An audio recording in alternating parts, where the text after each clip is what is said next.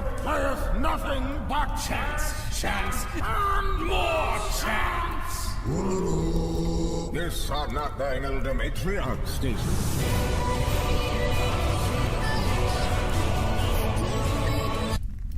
Hello everyone, how's it going?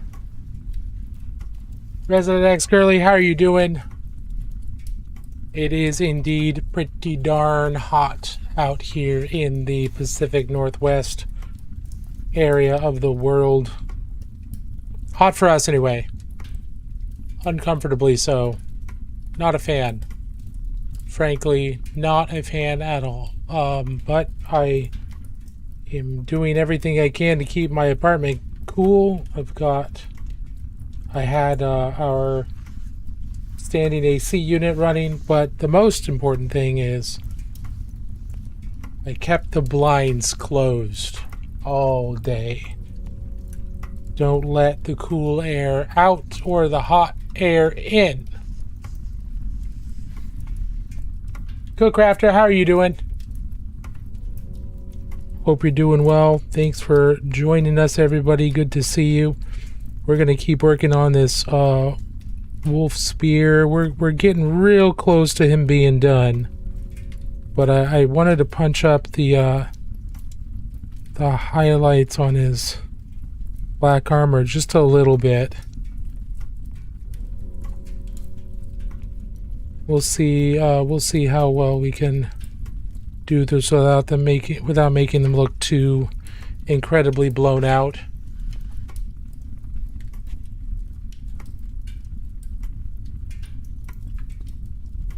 Have I been? I've been well. No major complaints or concerns really.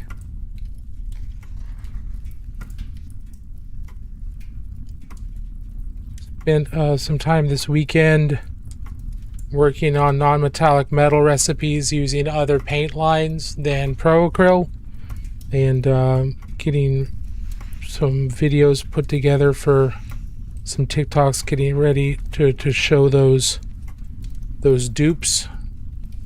So I've got a few videos out showing kind of how I paint certain non-metallic metal colors, or how I'm doing that right now, including things like bronze, copper, gold, steel.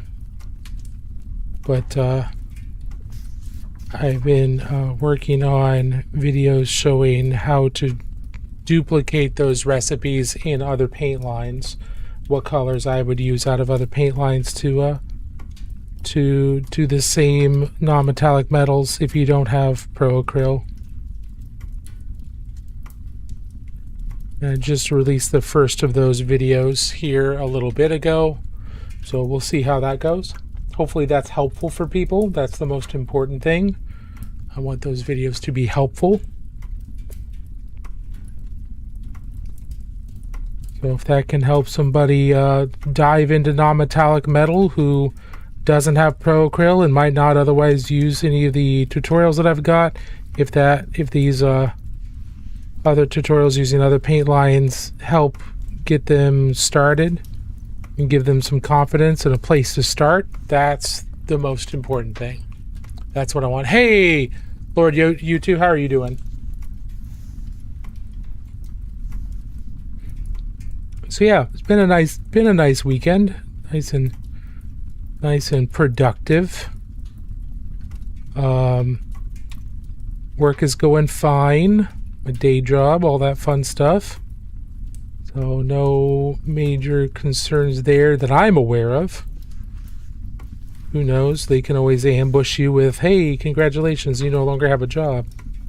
But I don't think I'm in danger of that. But again, it's corporate America. Who knows? Who really knows whether your job is safe or not? Doing well? Good. I'm glad to hear that. Has anybody been working on anything? Any hobbies? Any hobby projects?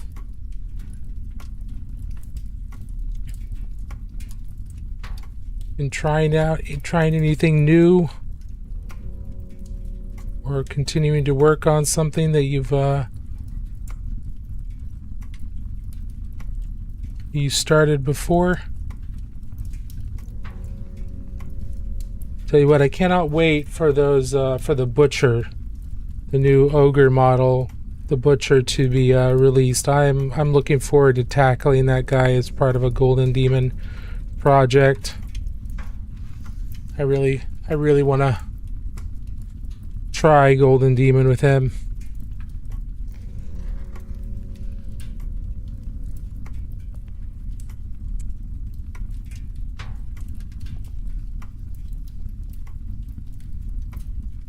I want to start my own miniatures, like your own chapter. Oh, very cool. Lathan, this is Wolf Spears. This is a this is not a custom. This guy is not a custom chapter.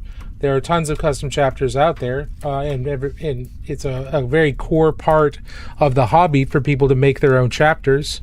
But this is one of the very few Wolf official Space Wolf successor chapters, or ones that they have been willing to acknowledge. So they're called the Wolf Spears.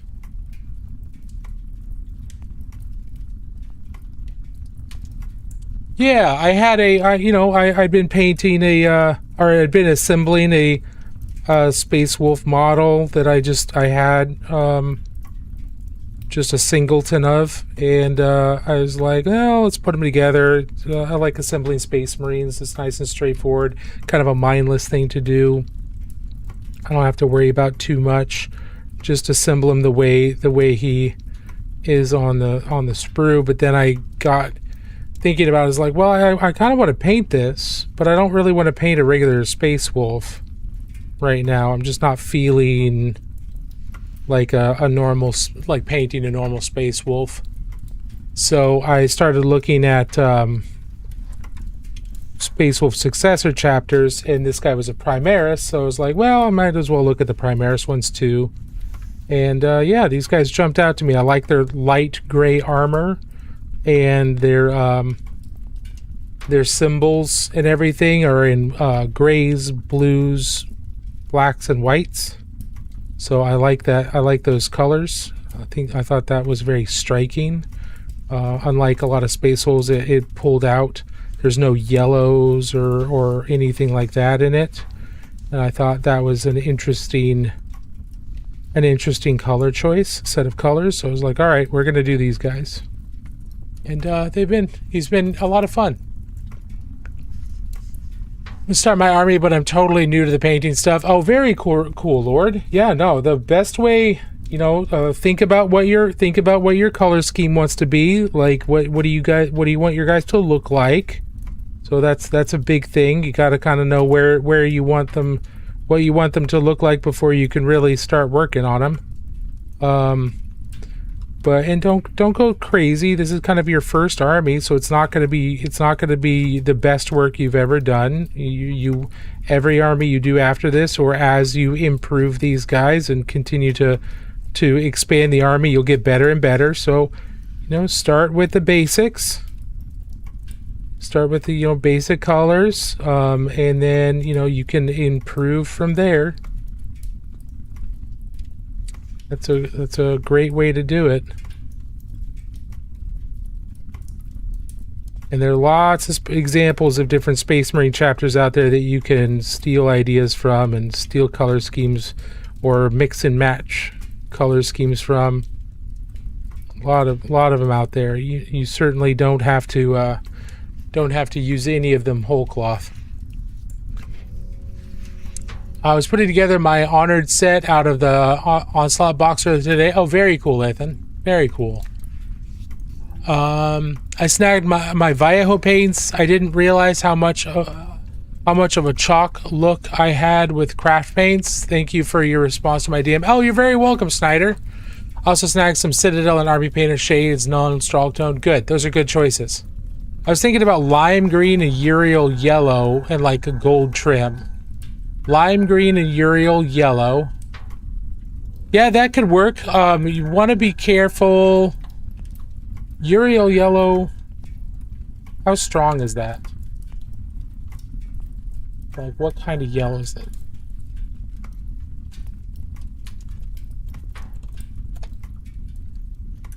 Lime green and Uriel yellow. Okay. Do you have... Let me see. Warhammer color... Let's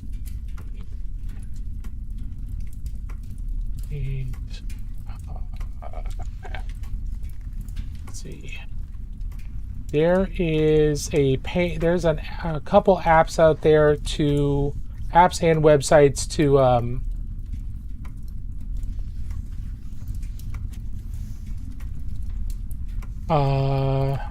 your color scheme.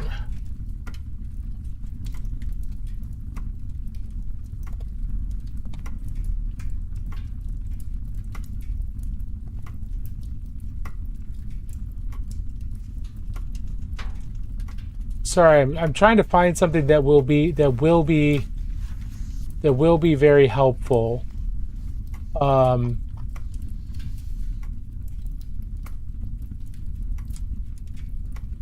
There are quite a few apps out there that will allow you to do mock-ups of color schemes, and Word. Here we go. Let me show you this real quick. Blood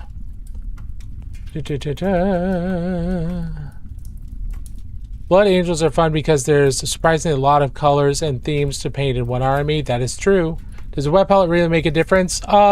It can. It depends on how dry your areas and also how long you're going to be painting for. If you're going to be painting for a long time, a wet palette is very useful because it keeps your paints usable for that long period of time. Like, I'm using a wet palette because these streams are generally 2 to 3 hours long. So, you know, I don't want to be getting out a bunch of new paints every 30 minutes or so. But if you're only going to be painting for maybe 30 minutes, a wet palette might not be necessary. Just because, you know, usually a dry palette will last 20 to 30 minutes without needing to be refreshed. And a wet palette's main purpose is to prevent your paints from drying out. A wet palette's main purpose is not to store paints for tomorrow. Its main purpose is not to dilute your paints. The main purpose of a wet palette is to keep your paints workable for a more extended period of time. That is its purpose. It can do those other things. Like, I can use paints from yesterday on my wet palette, and that they'll work. Not great, but they'll work. I can use the wet palette to thin down my paints for me, but that's not its job. Its job isn't to do that. Its job is to keep the paints I do have on my palette wet and workable for an extended period of time. And so if you're not painting for a long time, it might not be super worth it. If you are going to be painting for an hour or so or longer, then yeah, it might be worth it, especially if you're in a drier climate. It really depends. I like using a wet palette. I'm also practiced at using a wet palette. But no, it's not necessary. It is useful, but just like an airbrush, it is by no means necessary.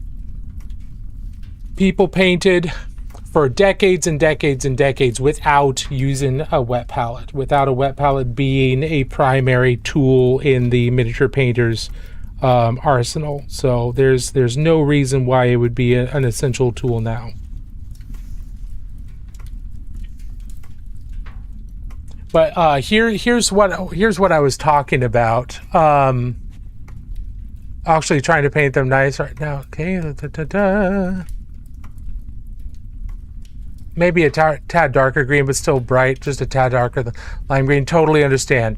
So this is one of the things that I was thinking about. Bolter and Chainsword has a Space Marine painter on it, and it's a Firstborn Space Marine. But what you can do is come in here and choose kind of your colors. So if we can go with kind of a not a neon green, but more of a, kind of a lime green. And then Why is this?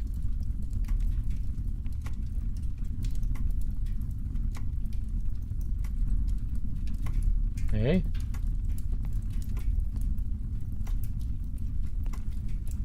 Okay. Go to green. Kind of here. Select. So there we go. And then shoulder right trim, we can do like gold equivalent. So this can give you an idea of how to mock up kind of what you're doing. I'm gonna grab that hex number there and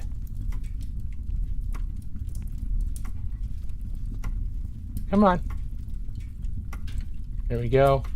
You can do that, and you can build that out and see, because the thing I'd be concerned about with lime green and yellow is that I would be concerned, and also gold, I'd be concerned that they start to clash. The only reason I'd say that is because if two colors are the same saturation or the same vibrancy, they can start to compete with one another.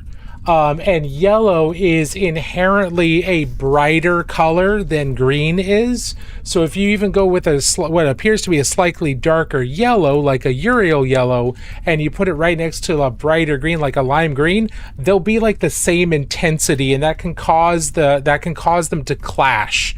So it's just things to think about. Try finding something like this and play around with the different ideas of what colors you might want to do, just to make sure it looks good for you, so you're not just picturing it in your head, because sometimes it doesn't quite look right in our heads, and even this doesn't quite look right all the time. But this will give you the ability to plan that out, and you can paint each section of the soft armor however you want to do that. So if we go over here and just say, let's do the soft armor as dark gray, so now we've got all that. We'll do the pipes. This is just an example. We can do the pipes the same color, that dark gray. You can have that dark gray just to get some, and then maybe we could do like a punchy orangey red there and you can just play around with that and play it out. But there are marine chapters that are light lime green like this. I believe the Marine Malevolent, it's the Marines Malevolent, or the Aurora Marines. There's a couple like really bright green chapters out there that and it works. It certainly works. What's the website? This is Bolter and Chainsword. Well, look up the Bolter and Chainsword Space Marine Painter. Look up that. The Bolter and Chainsword Space Marine Painter. Yeah, the Sons of Medusa, or I think it is. Yes, absolutely. But yeah, no, if you're planning out a color scheme, tools like that are super useful, and they're getting more and more common too. Let's see. First time painting should always go with Harlequins. 100%. Restarted my Blood Angels army. Played back in high school, but have lost most of my minis in the 2 decades. I totally understand that, Lethan. Also actually trying to paint them nice now. Excellent. Well, I wish you the best of luck. Blood Angels painting red is a lot of fun. I enjoy painting red. I bought like 80 euro budget, so I'm going to get like the 7th edition Space Marines for the Tactics Squad for 50 euro. Okay, nice. Very cool. Yeah, awesome. Well, I wish you all the best of luck with that. I hope you're maybe someday when you've put some work into them, or when you first get them and you've assembled them. We do a community show-off, a community showcase every Friday. So if you ever want to show them off, you're welcome to pop in at the same time and throw the stuff you've been working on into the Discord and I'd love to see what you've been working on. We like supporting the community members and seeing what they've been working on. It's always a lot of fun to see what everybody's doing. So if you ever want to show off, you've got a place where you can show off to the community. Love to have that. I love to see people showing what they've been working on, regardless of what it is. We have some people working on fiber arts in the past. We've had some people do working on songs, and they show off their SoundCloud and the song they've been working on. That's not just miniatures. It's if you're doing something creative, you're doing something artistic, and you can show it off. I'd love to know about it, because I believe that we don't do enough creative stuff for the sake of creation, just for the sake of doing it, because it is very, very good for us. I think creation and doing hobbies, things like this, are very, very good for the human mind, and we don't do them enough. And it's not just a screen thing. We've never done the. I don't think modern people have done them enough in a lot of ways.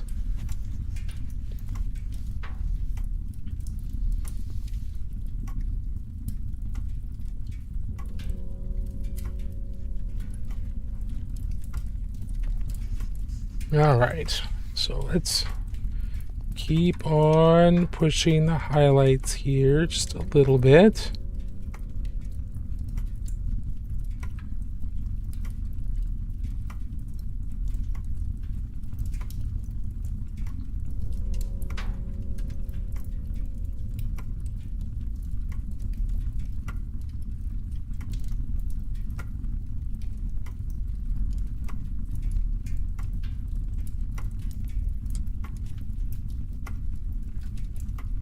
I'm off camera there, sorry.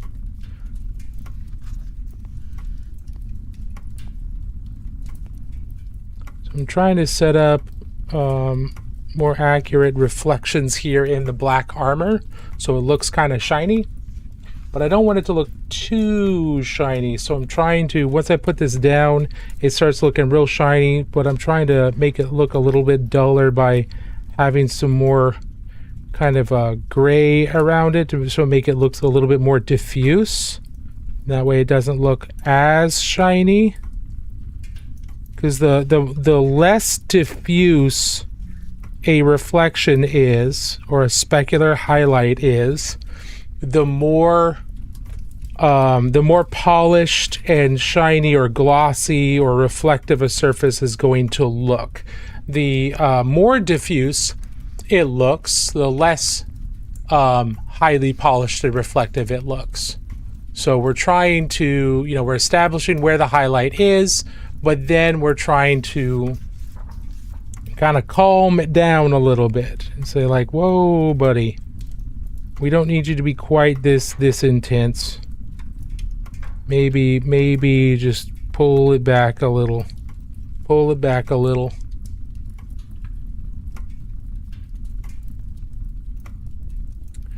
I have 7-hour one-man play I wrote that I'd love to show off. It's a deconstruction of Showtune in a post-pandemic college. I'll share that. Yeah, go for it, Snyder. Or my D&D minis, either way. Yeah, one or the other. One or the other. It's good. I can't guarantee that one of them is going to get the attention that it needs, that it deserves. But yeah. I'll probably order them somewhere around late August so I can pick them up in September. There you go. Still got school, and maybe I'll get a bigger budget as September comes closer. That is possible. Yeah, plan things out. Cookcrafter says, I'm nearly at the stage of my table build where I apply finish. I cut the mortises and recesses for the nut and bolt connections. Oh, that's exciting. I wish I had space to do some woodworking. Now, I'd probably be like making plinths and stuff rather than like tables. Wizard would like to renew their membership. Uh-oh. Who made the bad decision of renewing their membership? That's a questionable decision. Who is that? Romans. How's it going? Your painting skills surpass all others. That is a bold-faced lie. I appreciate it. I appreciate the lie, but it is a lie. You may not think it's a lie, because you may fully believe that, but the reality is I am desperately outpaced by many, many people. But I appreciate your support. Doing well, going well, friend. Good. Fully believe in you. I very much appreciate that. All right, so Roman's just renewed his library card here at the Great Library of Magic. So here's this card. You can see his username down there, and here we're gonna give him his library stamp. Boom. Look at that. Look at that. Beautiful. Look at those colors. Look at that embossing. It's absolutely beautiful. Wonderful. Thank you so much, Romans, for 78 months of support. You are genuinely insane. Though I appreciate your insanity. For those of you who don't know, my channel takes place in the Great Library of Magic here in my study. I'm the Useless Wizard. I was kicked out of the Wizard School of Magic because they figured out I was useless at the whole wizarding thing. So they sent me down here into the Great Library, and now I watch over the Great Library and keep students and visitors such as yourselves company, and hopefully try to keep you a little out of trouble, because it's a magical library. Those can be dangerous. And yeah, we hang out, we paint miniatures, we talk about all kinds of nerdy things, and try to stay out of trouble. Try to stay out of the wizard's hair, because it is bushy and can be annoying to deal with. So, all right, it is time to work on the chainsword.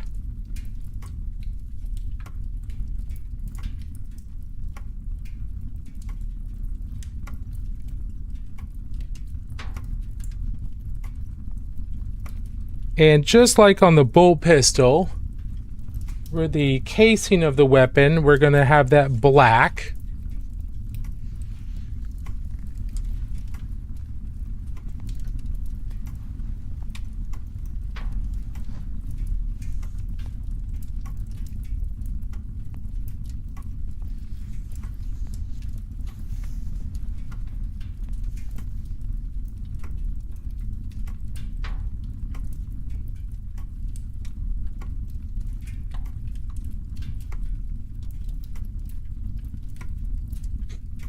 And it's really hard to keep it on screen here, so I'm sorry. I'm trying to flip this around all over the place while trying to keep it on camera.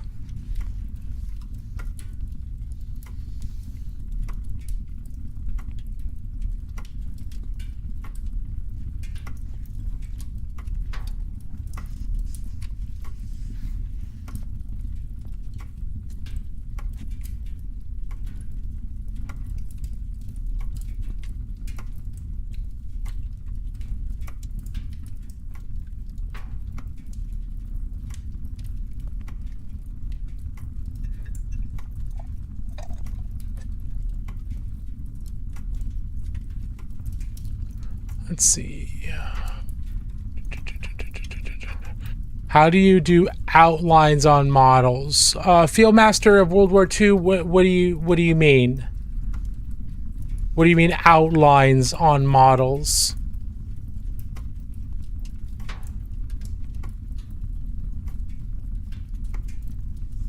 Are we talking about edge highlights, or well, I don't quite understand. Are we talking about like doing brighter lines on the edges of things, like kind of like on this cube? Or are we talking about something else? Because I don't know what you mean by outlines. There's a couple different things that it could mean.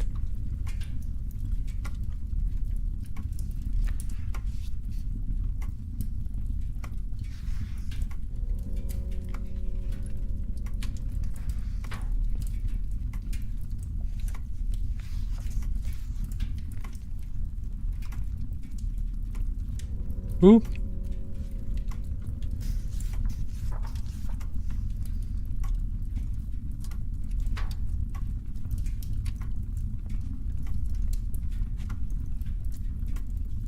If you're talking about edge highlighting, then you use paint that's not very thin, and you load up your brush and you just drag the side of your brush very lightly across that edge, and that will leave a very thin line of paint along that edge, and that's one way that you can get nice clean edge highlights. And those edge highlights help. So for example, those edge highlights, you can see these two edges here, you can still see them, right? You can still see that they're there, but when you edge highlight them, now you can see them very, very clearly. And this is just, edge highlighting is a way to help your eye see where one detail ends and another begins. And so that being said, it's very useful in rendering small shapes, and that's basically all we're doing, is painting tiny small shapes. So it's pretty important. It can be very, very, very useful, but it can also be kind of frustrating if you don't have good brush control or you're just developing it. So there are lots of tricks you can take, like using the side of your brush to make it easier. Let's see.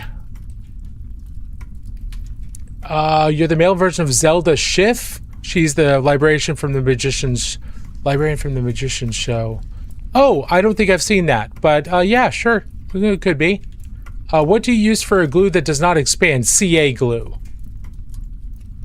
Cyanoacrylate glue, for if I need to attach two things that are not plastic. If they are plastic, then what I'll use instead is a something like Plastruct bonding or Mr. Cement. This kind of stuff. This is a plastic solvent. It actually melts plastic. So you can melt the two pieces of plastic together, and that's what I use to assemble this. But CA glue, cyanoacrylate or super glue is very useful. The gel super glue is probably the easiest to use because you have less of a chance of it like spilling everywhere. But that's a good. I dare you to only use elementary school stuff for your next mini. I'm good. I know I can. I've used craft paint and things like that to paint a mini before, but that doesn't fit with my goals for painting at the moment. And I mean, if you wanna throw me a couple $100, sure, why not? We can do that. We'll make that work. But there's nothing for me to. I'm not going to improve as a high-level painter by pushing myself to paint with craft paints. And that's kind of my goal. My goal is to become a better high-level painter. But I have painted with craft paints before, and I've painted with other types of paints before.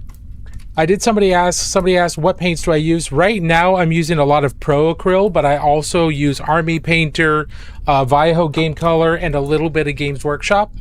So I don't just use one line of paint. It's whatever fits my needs, or whatever has colors that I like.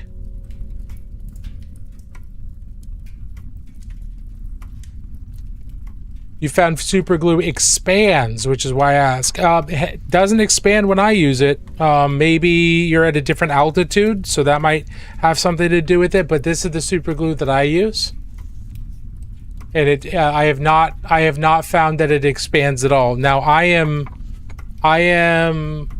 only a couple hundred feet above sea level where I am right now, if I remember correctly. So if you're at a higher altitude, then it might act differently. That's entirely possible, but I don't know what else would cause it to expand. Other things you could use, if it's plastic, then you could use things like the bonding or the plastic cements, which melt the plastic rather than, and at that point they're not an adhesive, right? The bonding or the plastic solvents aren't adhesives. They melt the plastic, and when you push the plastic together, it bonds together, and when that adhesive or when that solvent evaporates and then the plastic cures, it's physically mixed together. There's no polymers binding it together like with a cyanoacrylate, which is gonna, when it dries, the polymers are gonna form and attach the two pieces together. So that might work differently. I always mess up on the eyes on my minis. How do you paint them? That's a great question. A lot of people have a difficult time with the eyes. There are a few different ways to paint eyes. Let's see, does this have any open eyes? Actually.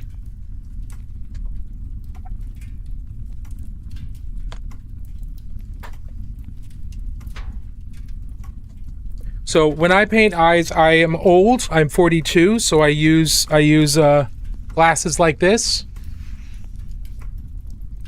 And what I will typically do is I will go in with a light colored paint, like an off-white. See, can I still use this?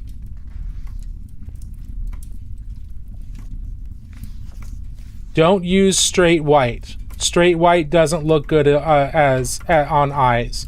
You should use an ivory or something similar, because eyes are not that bright, stark white, and it'll look weird if you do that.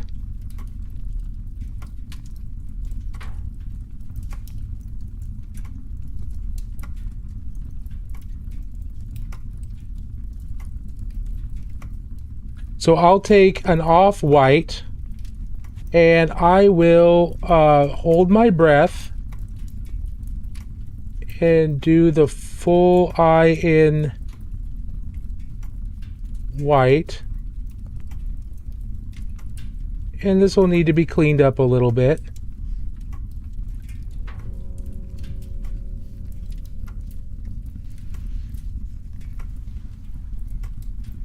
And this is drying on my brush already.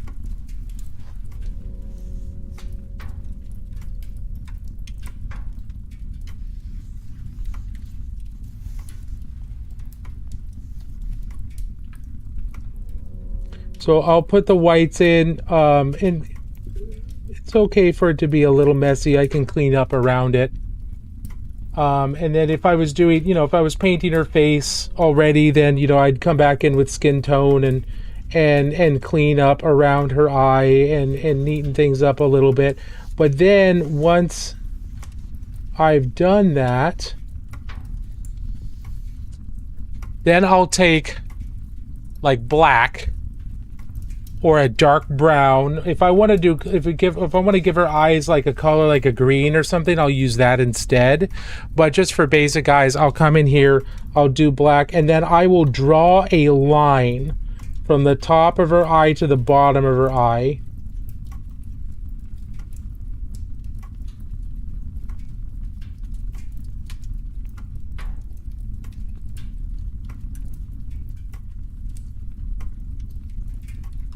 I'm not doing a dot because, one, dots are very difficult to do very clean. But two, if you draw a line that's small enough that it'll look like a pupil, and two, it will prevent her eyes from looking crazy eyes. Because if you paint somebody with just a dot and you see white above and below, then they look like they're all wide-eyed like this, right? But if I just look straight at the camera, you can see that my my iris and my pupil touch either the top or the bottom of my eyelids, and that depends on how you naturally hold your eyelids. Some people are going to be a little bit more squinty, some people are going to be a little bit more wide, but you're never going to see the sclera, the whites of the eyes, above and below the pupils all the time. So what I do is I just do the whites, and then I draw that straight line down through, and that ends up looking pretty okay. And frankly, if it's just a tabletop mini, like it's just a mook, it's not a hero or anything like that, I don't bother to paint the eyes. 100% honest, at that point I just don't bother painting the eyes. It's not just because I'm not trying to paint every single mini to the top of my ability when I'm painting an army or something. It's just not worth the extra effort.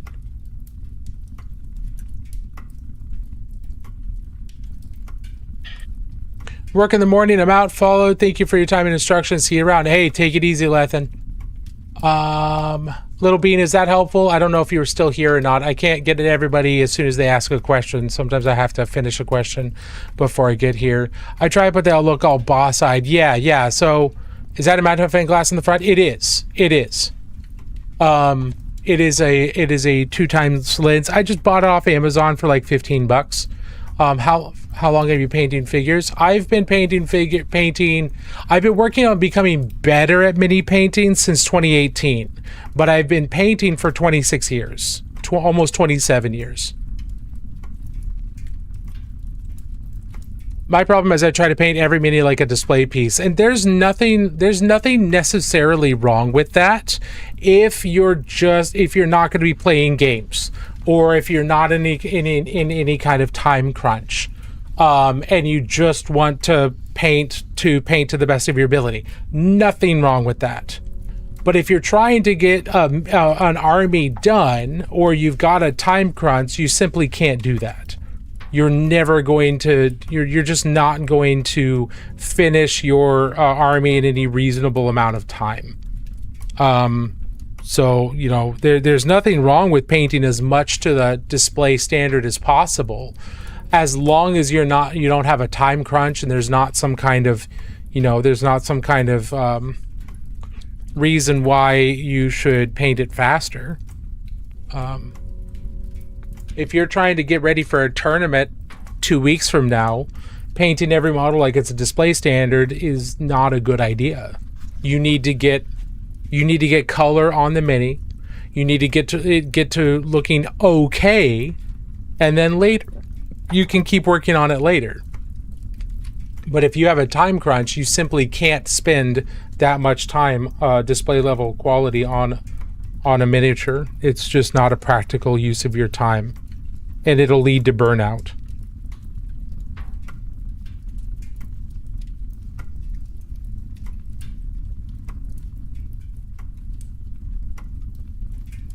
And burnout means you're never going to paint anything. So avoid that. I love the highlights in this piece. How do you highlight black? How many colors do you use? For black, for this, I've been using 3. So there's obviously just regular black. And then I've got a dark neutral gray. There's coal black, dark neutral gray, a neutral gray, and then a bright neutral gray. And this is if you want a black that is very neutral in tone. If you want a cool or a cold looking black, this is what that looks like. And this I painted him to look kind of like a glossy black rather than a metallic black. But this was with blue gray, gray blue, and white blue. So I went with a more of a blue gray tone for this black armor, and so it ended up looking like a cold black. And then I used the same colors for this non-metallic steel, but I just changed the ratios.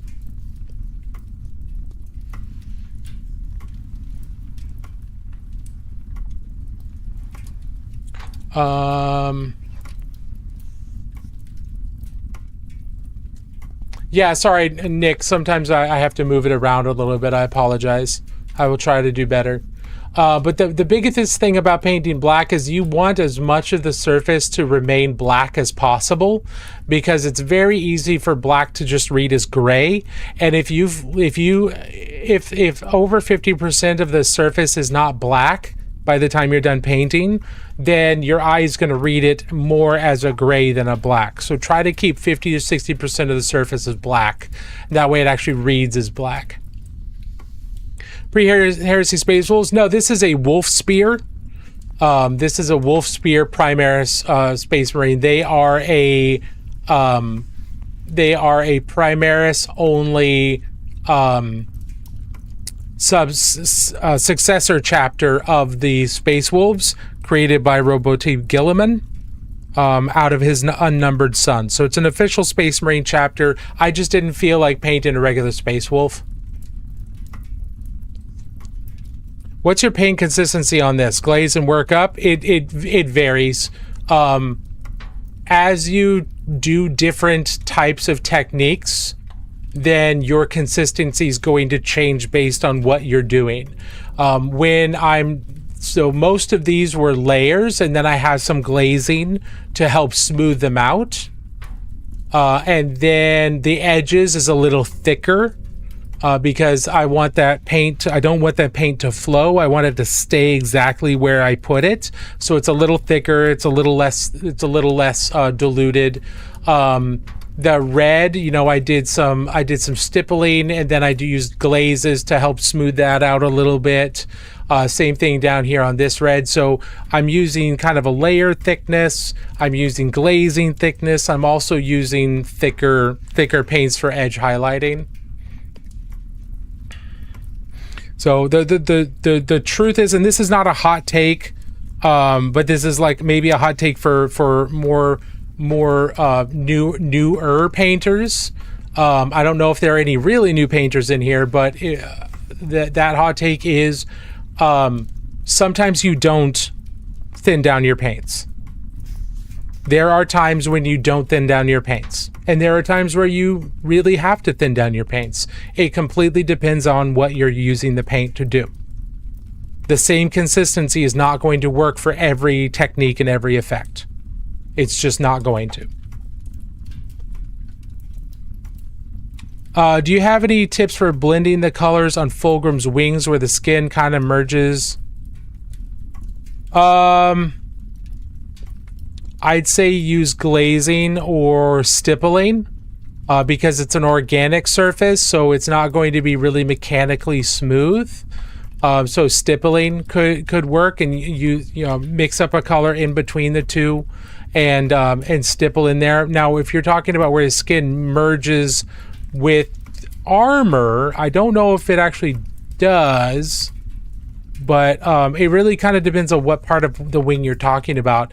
The wings are primarily organic, so they're not going to have really clean, smooth blends because organic stuff is kind of messy. It's organic, it's got spots and things like that. So having it a little bit messier can make it look more realistic.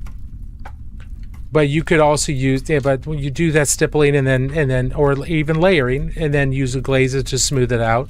That's what I would try.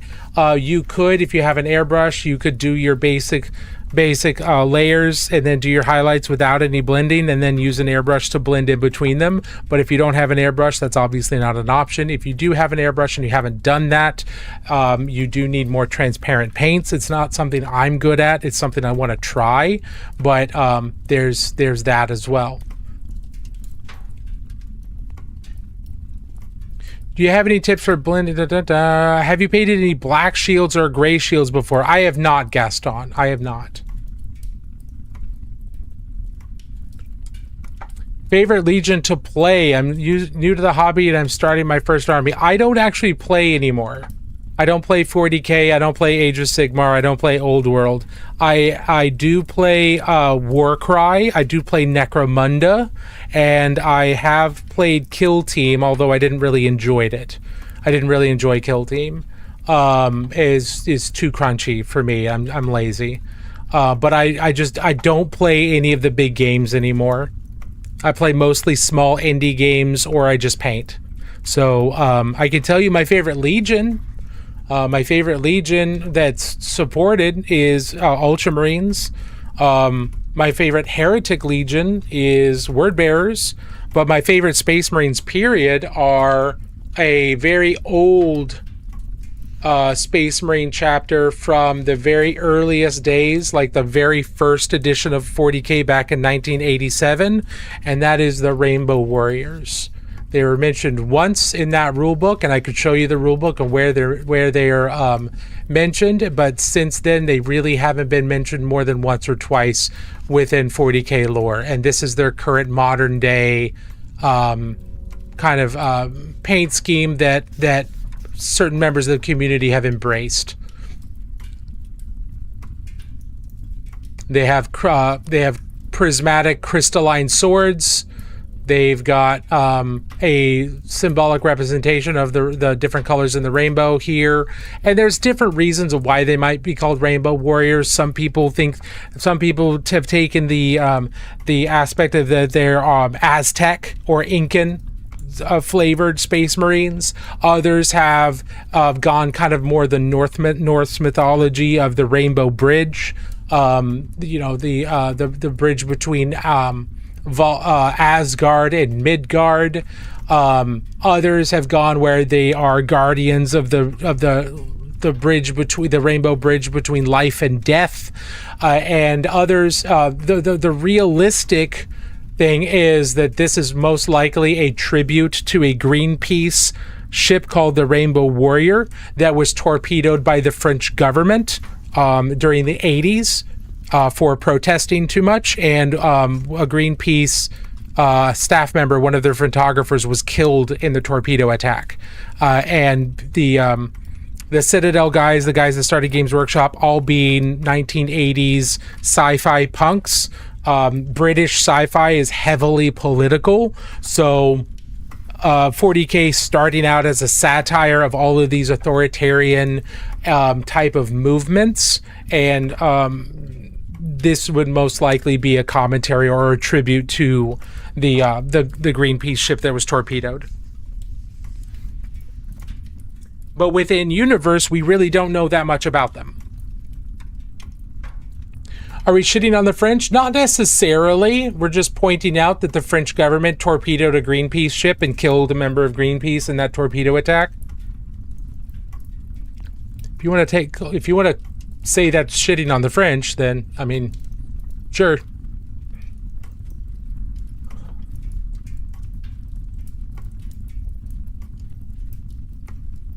Oh, I mean specifically for their volumetric highlights, layer consistency. Yeah, I established them with layers, and I use glazing to smooth out in between them.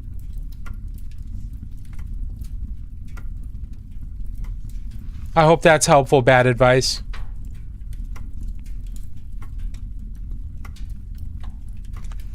We could be shitting on the French. Yeah, that's entirely possible. We could indeed be doing that.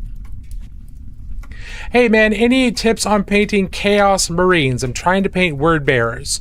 So what issues are you running into? Because advice for painting Chaos Marines is very, very wide. There's a lot of potential advice.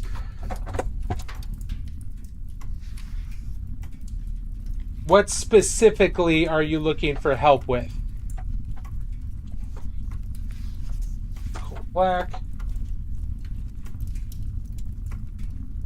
Is there a specific thing? Where is my blue black? There it is.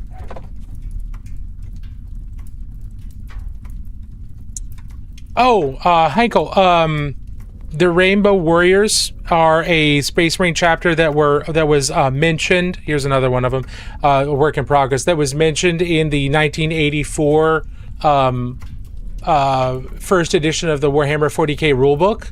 They were a Space Marine chapter mentioned in that rule book, and they're most likely a tribute to the Greenpeace ship called the Rainbow Warrior that was torpedoed by the French government. So that's most likely where they were coming from. It was kind of a tribute to them. But within Worlds, a lot of people have come up with different reasons of why they might be called the Rainbow Warriors. Some say that they're kind of an Aztec or Incan influence. Others they're more of another Viking influenced one, where they are the guardians of the Rainbow Bridge between Midgard and Asgard, or they are the guardians between life and death. Life being, the mortal plane, death being reached over the Rainbow Bridge. So there's a bunch of different interpretations of who they are and what they might be, because they're only mentioned really once, and then in passing, 8 editions later. The next time they're really mentioned by name is in the 8th edition core rulebook, where it says that they took part in a couple of campaigns or a couple of crusades. That's it. That's all that's said about them. So we don't really know. Absolutely. Should I tackle trim before larger pieces, and what kind of primer should I get? Great, thank you. I would say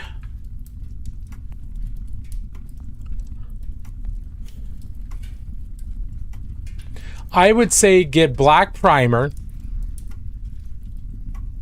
because the red for word bearers is generally a darker red, so the black will help keep it dark.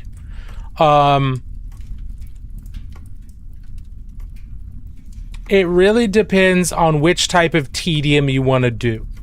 If you want to avoid painting all of the trim very carefully, then prime it black, dry brush the whole thing your metal color, like the entire model your metal color, and then take your reds and go in all of the areas that should be red and paint that in.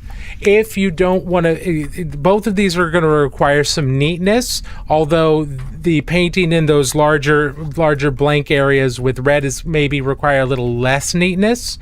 If you would prefer, you could also prime it red, paint it black, paint the whole thing the reds you want, and then come in with your metallic color and do all the trim. That requires even more neatness and is probably a little bit more tedious. So it really kind of depends on what you feel is going to work best for you. Either one of those would be the way I approach it. Now, I personally would do the red first and then do the trim, but that's because I'm going to paint the trim with non-metallic metal. If I'm just doing straight up metal, then if I'm going to use true metallic metals, then I'm going to sit down, I'm going to prime it black, I'm going to dry brush the whole thing, all the metals that I want, and then I'll come in and neaten it up with the red.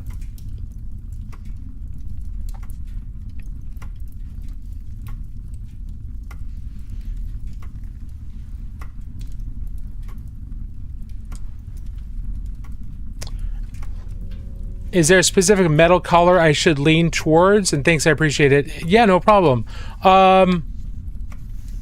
Whatever the lead belcher equivalent is, and maybe a darker silver, or hit it with lead belcher and then give it a wash and then highlight with lead belcher again. The word bearers do not have bright, shiny silver. It's more of an iron type of iron or steel color. It's not super, just really not super shiny. If you look at most of their artwork, it's more of a darker steel or a blue steel. So I would go with a darker silver color, something like lead belcher or even darker, and then brighten it up with lead belcher.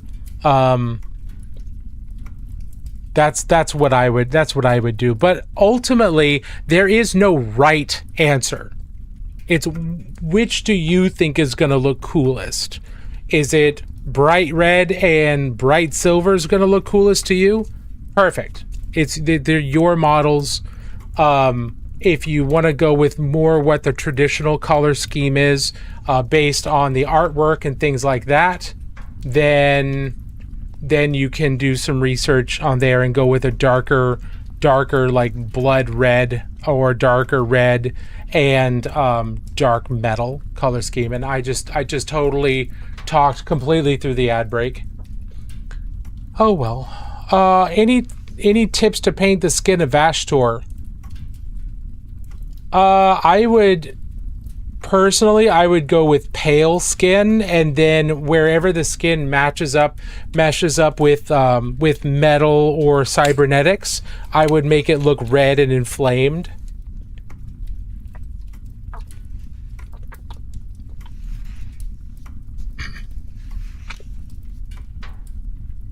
That's what I would do, because I want him to look like he's unnatural.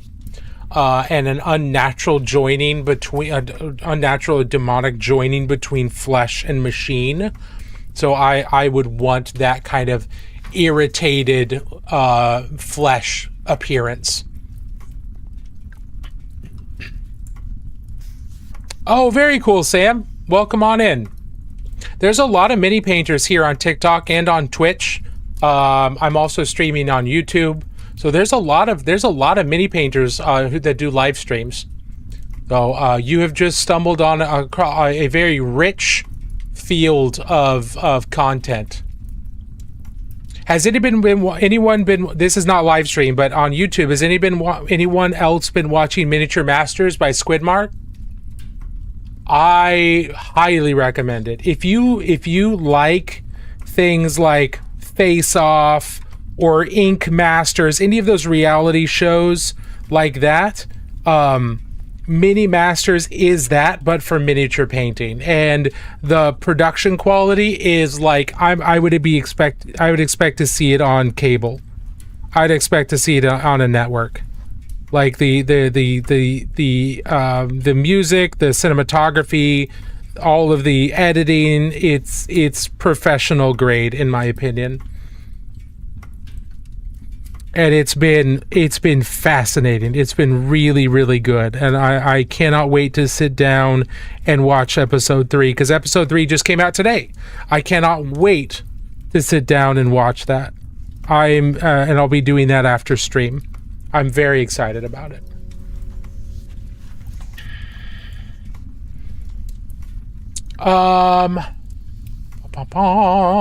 Thanks for the advice. Your work looks awesome. Hey, thank you so much, Lamia.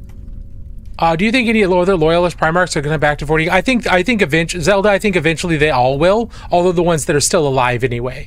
I highly doubt any of the dead ones will come back, because I think that would completely remove the point of them dying and the tragedy of them dying. So I don't think Ferrus Manus will come back. I don't think Sanguinius will come back. I don't think any of the ones that actually died will come back. But I believe that eventually we will have all of the remaining living Primarchs back, and we will have all of the living traitor Primarchs back.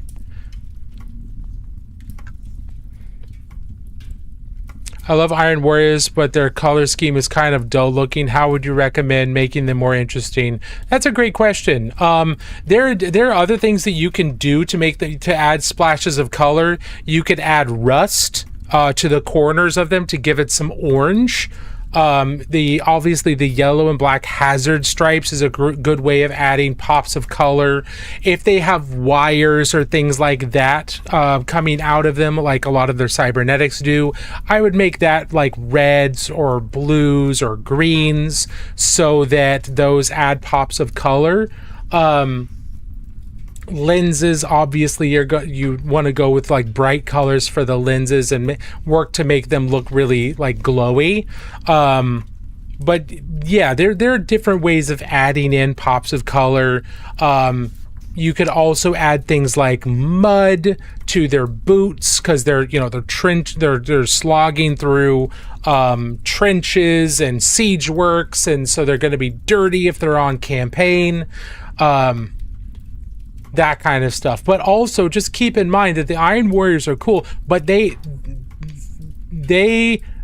not at all worried about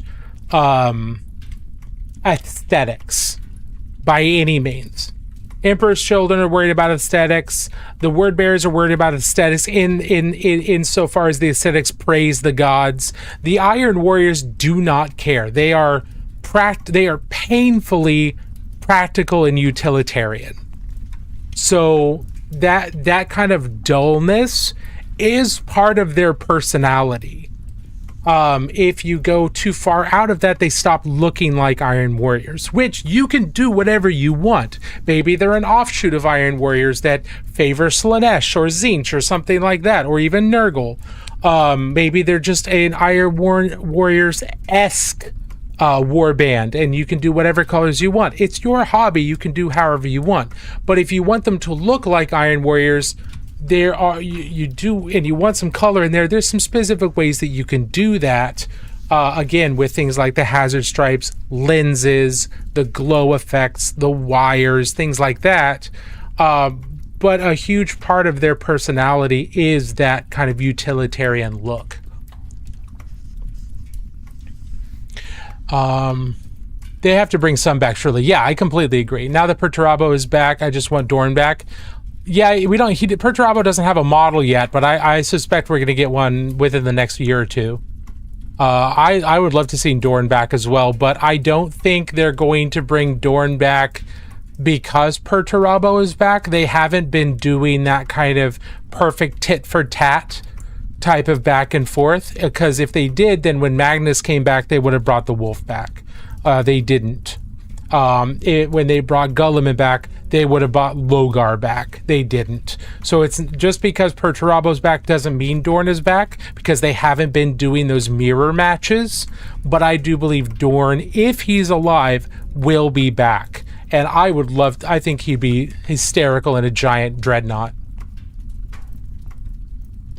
That's a great idea. The wires, never thought of that. Yeah, you're very welcome. Having a good base helps. Dirt and mud, grass, and kind of terrain under them. Yeah, for sure. I know that you don't give a fuck about the looks in the universe. I want to do some interesting stuff. Yeah, also Motaria and Jaghatai Khan. Yeah, exactly. We don't know when Khan's coming back, but when he does come back, he better come back on a modified Dark Eldar jet bike with an Eldar baddie, a baddie girlfriend on the seat behind him, because Guilliman's got an Eldar girlfriend. Jaghatai spent all these times in the gladiator pits. He's found a Dark Eldar baddie, and she found an unending supply of life. So like it benefits both. Low-key, we need Steel Legion miniatures. I'd love Steel Legion miniatures. I don't know why they gave us tutorials on painting. Hey, here's how to paint your Kriegsman or your Cadian as Steel Legion. Like, man, Steel Legion don't look anything like either one of those. I don't know why we don't have plastic Steel Legion yet. It seems ridiculous.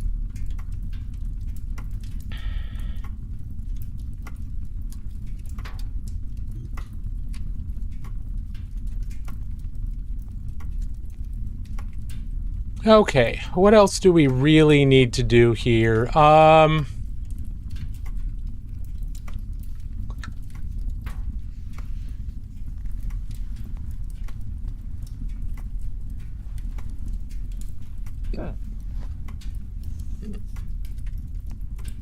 Give me a second to look something up. I found a resource that listed a whole bunch of wolf spear symbols and things like that.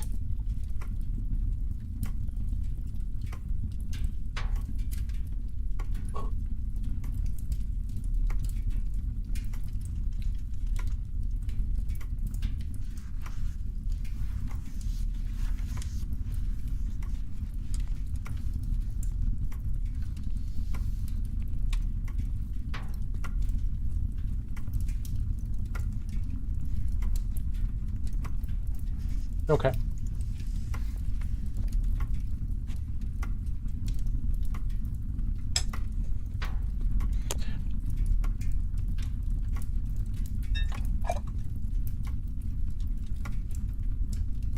That would be sick. Maybe because we can't use his legs. Well, he'll be in the badass grab chair like Raven. Yeah, absolutely, Hazmat.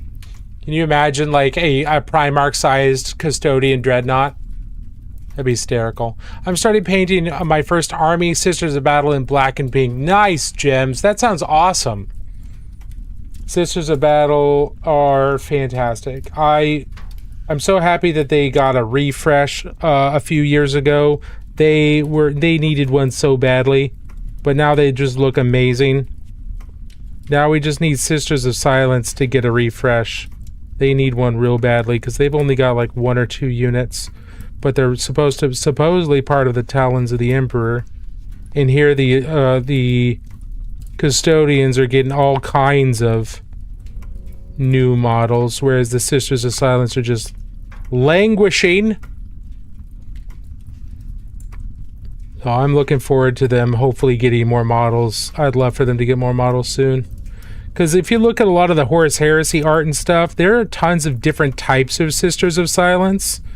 And we only really have 1 or 2 either in Horus Heresy, the game, or in 40k. And I think they would look amazing with a lot more detail and a much better representation of the different types of units that they can do. Especially if their whole job is to really shut down Psykers. There's so many cool, like, blank abilities they could have. Come on. Wow, that just ended up being an absolute blob of paint, didn't it?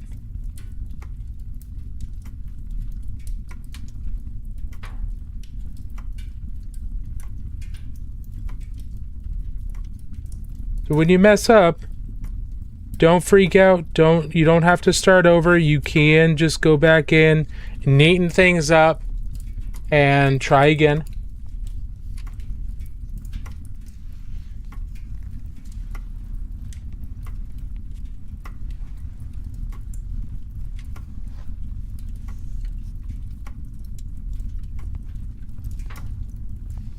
I'm going to let that completely dry before I try anything again.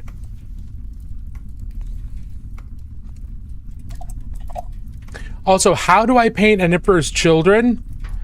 That is not a question I can answer here on stream because that would take a full tutorial.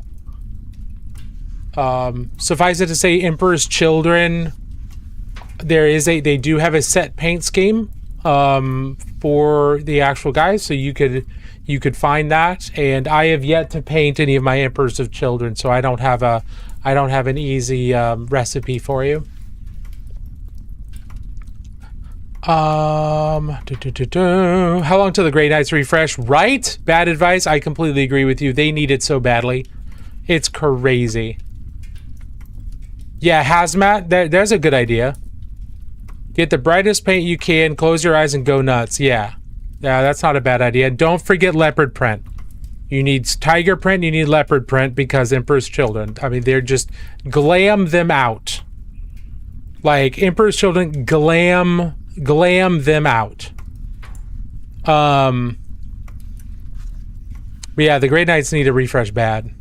Starting painting some Space Sharks, but can't decide on what to do for the primary armor color. Ghost of Gaming. Aren't the Space Sharks kind of like a really dark gray? Just started painting figures. Currently working on Tyranids for any tips. Nice, Avery. That's awesome. Go slow. Generally, you want to paint from the inside out. Tyranids might be different because they've got, they're crustaceans.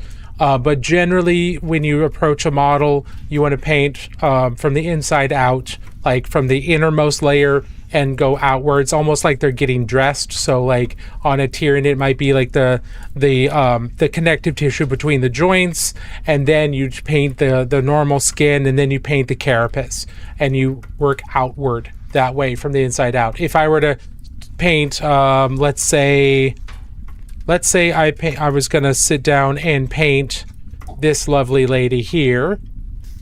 I would paint from the end. I would generally paint from the inside out. So I do her skin first, and then I do the next layer in, which would be her sleeves and the wraps here, and then I would probably do her skirt, and then I would do her shirt and her belt, and then probably, you know, her sash here, and then I'd work on her hair and things like that. But I'd work from the inside out, so like the same order she'd get dressed in. That's generally a safe route to go. But for Tyranids, if you're not sure what colors to use, look up bugs and crustaceans. That's a really great way to do it. One of my favorite Tyranid color schemes are the coconut crab Tyranids.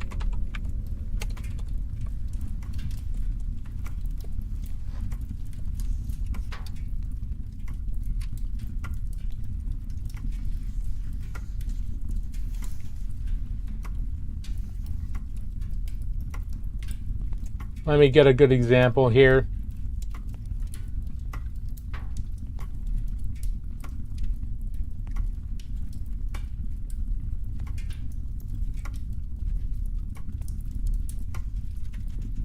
I adore this color scheme. It's fairly straightforward and simple, but I've seen this done in blue. I've seen this done in black. I could see this done in shades of red too, but it looks awesome. It's really simple. You paint the whole thing this kind of pale yellow, and you could do that with just like a Wraithbone primer or a bone colored primer. And then you use contrast paints or washes to do the pinky red areas. And then you've got this orangey brown. You just paint that kind of in like a wavy pattern all the way around, and then you take a dark brown and go into the middle of that. And then to blend these, you take your bone color and you do dots going inside of the orange brown, and then you've got dots of the orange brown going into the pale ivory color, and that causes a more organic looking blend without having to do lots of layering and stuff. You're just creating a visual blend between these, and you do the same thing between the orange brown and the dark brown or the black, however you want to do that. You do the same process, and it just ends up looking amazing. There's a bunch of YouTube tutorials, and I can't remember who did it. Cat gut painting. Cat gut painting my coconut crab Tyranid scheme is the one who kind of popularized this, and he's got a bunch of tutorials on how to do this. So cat gut painting, one word on YouTube. Go check it out if you ever want to explore that or look at how he's doing it. He's got really good tutorials on how to do it, and it's one of my favorite paint schemes personally.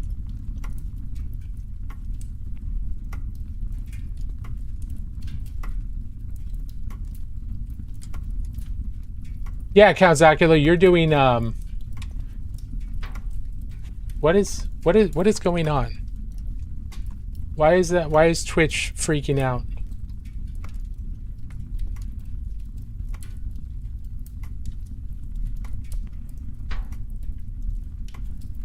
What is happening?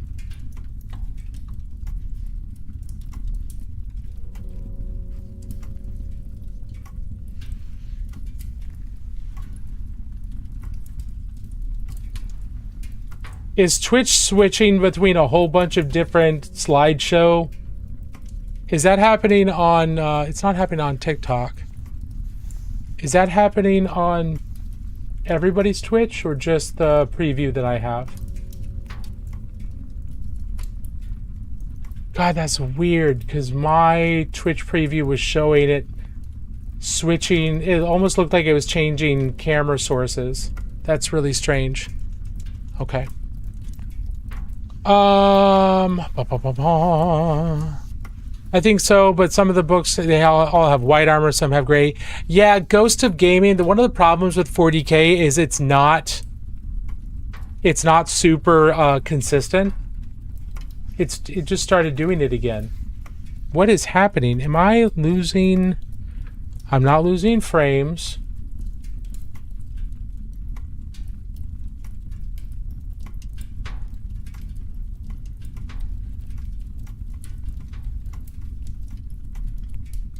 That's really strange. I need to go away and go to my...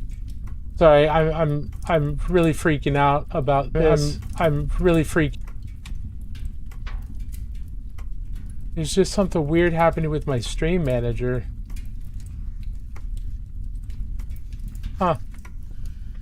Okay, well. White Space Sharks would go super hard. That is true. Just on the preview because that stream looks fine. Okay, yeah, that's really strange. Thank you for the advice. You're very welcome. Twitch looks fine. My girlfriend is pregnant with triplets. She won't let me call them all Alfarius. Doesn't sound like she's the one. I'm totally kidding. Congratulations. Triplets is crazy. That is fantastic.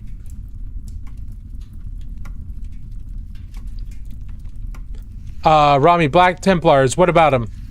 They have cool drip, but I mean they look cool, sure. But I'm not a massive fan. I'm not a massive fan of Space Marines that revere the Emperor as a god. Unless, you know, yeah.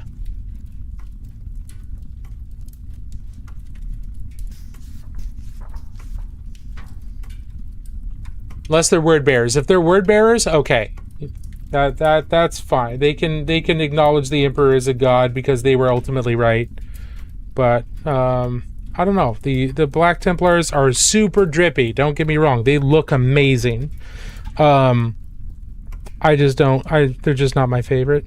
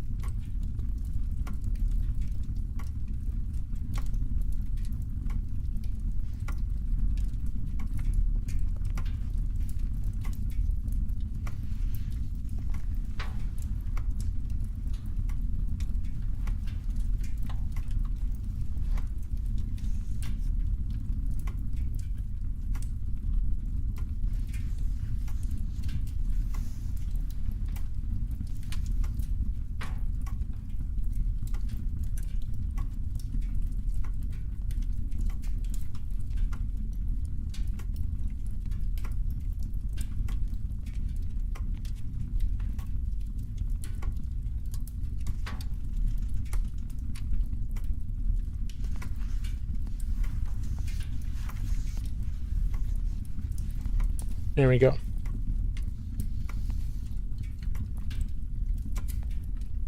I've had a craving to paint Dark Krakens. Yeah, Dark Krakens would be pretty cool.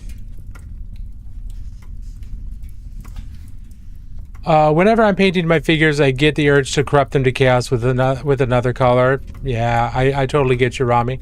Who's your favorite chapter? Out of the chapters that are most common, then it's going to be the Ultramarines.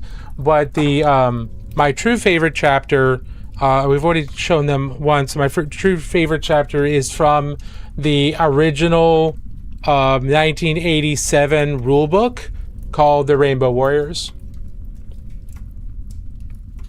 This is kind of a modern rendition of them.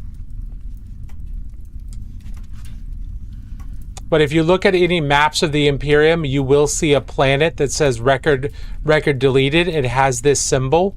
That was the home world of the Rainbow Warriors before something terrible happened to them that we're not entirely certain what. But something happened to them. They were just declared traitors or something else. Who knows? We really don't know much about them. Second Legion is it? Yeah, right. Ultramarines best Marines. I agree. I think the Ultramarines are among some of the best Marines because I think they fulfilled their purpose much better than almost any other chapter of Space Marine. Guilliman was actually able during the Great Crusade to secure a section of the galaxy and turn it into a pretty good human golden age for the citizens of the 500 worlds of Ultramar. And I think the Ultramarines do a really good job of representing kind of the noble idea behind what the Space Marines might have become after the Great Crusade, after they ruled, they conquered the galaxy. They were going to become statesmen and rulers in partnership with humanity until humanity had evolved to the point, in my opinion, until the humanity evolved to the point of not needing them anymore. At which point they probably would have been Thunder Warriored or just allowed to die out. But I think the Ultramarines are probably the best example of that because a lot of Ultramarine successor chapters like the White Consuls, things like that, they actually rule the worlds that they recruit from and they're responsible for, and they actually partner with humans to try and make a semi-flourishing human society. But I mean, the Imperium in general is just not set up for human flourishing anymore at all. So they just try to make it function rather than be like an actual good place to live. The Imperium has never been a good place to live. I wouldn't wish living in the 41st millennium on my worst enemy. This is an objectively awful world to live in.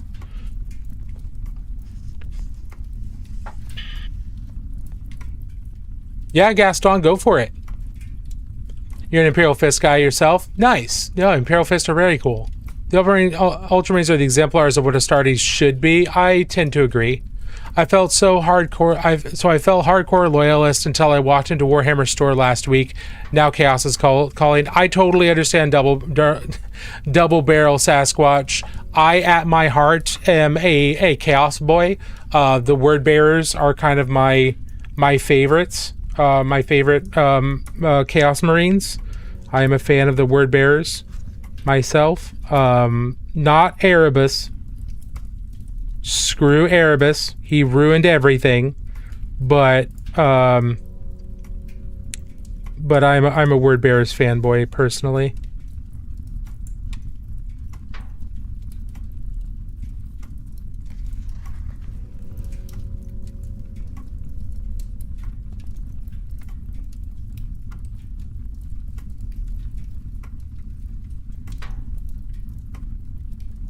Red Corsairs are super cool, and I did pick up some of the Red Corsair models that I'm gonna eventually start work on again. They're really, really cool models.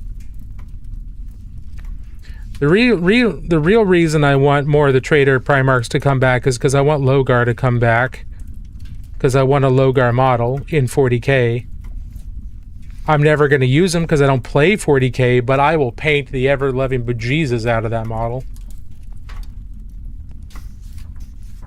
I will paint all of the word bearers.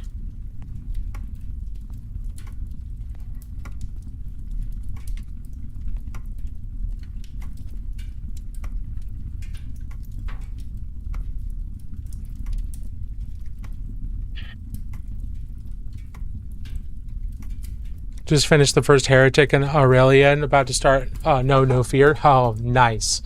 You're getting the full word bearer lowdown here.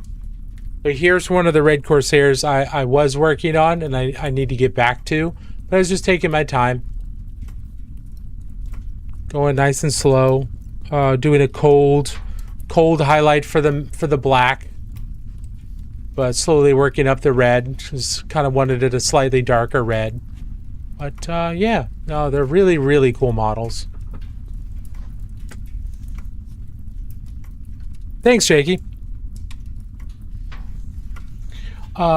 I think if you're a rogue trader, it would probably be fine, but I wouldn't want to be anyone else. Yeah, as long as you're a rogue trader and not like one of their staff. If you're a high up staff, it might not be awful, but in general, what are the odds of us being anything other than just a slab of meat just before it dies? I mean, the odds of us being anything other than just meat on the platter for something in this world are very, very low. We're all just about to be corpse starch. That's 2 days before your corpse starch. Yeah, absolutely. Same, big same.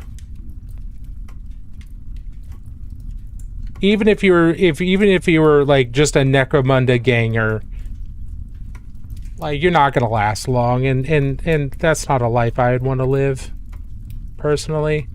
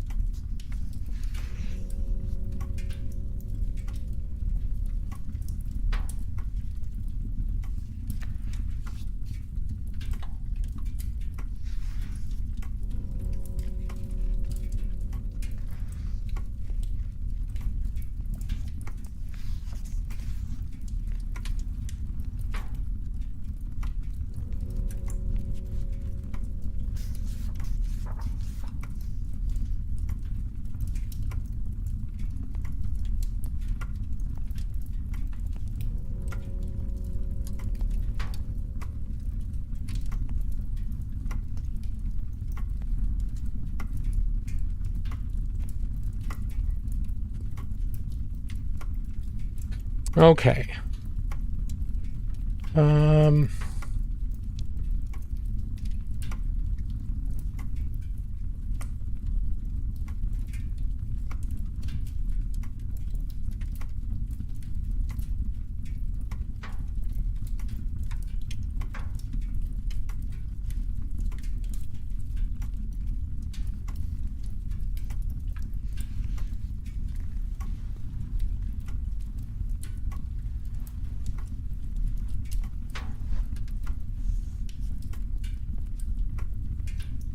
Sorry, I'm having to decide where I want some of these reflections to be based on positioning of the sword, the chain blade. So that may not be completely on camera to bring it closer because I'm old and blind.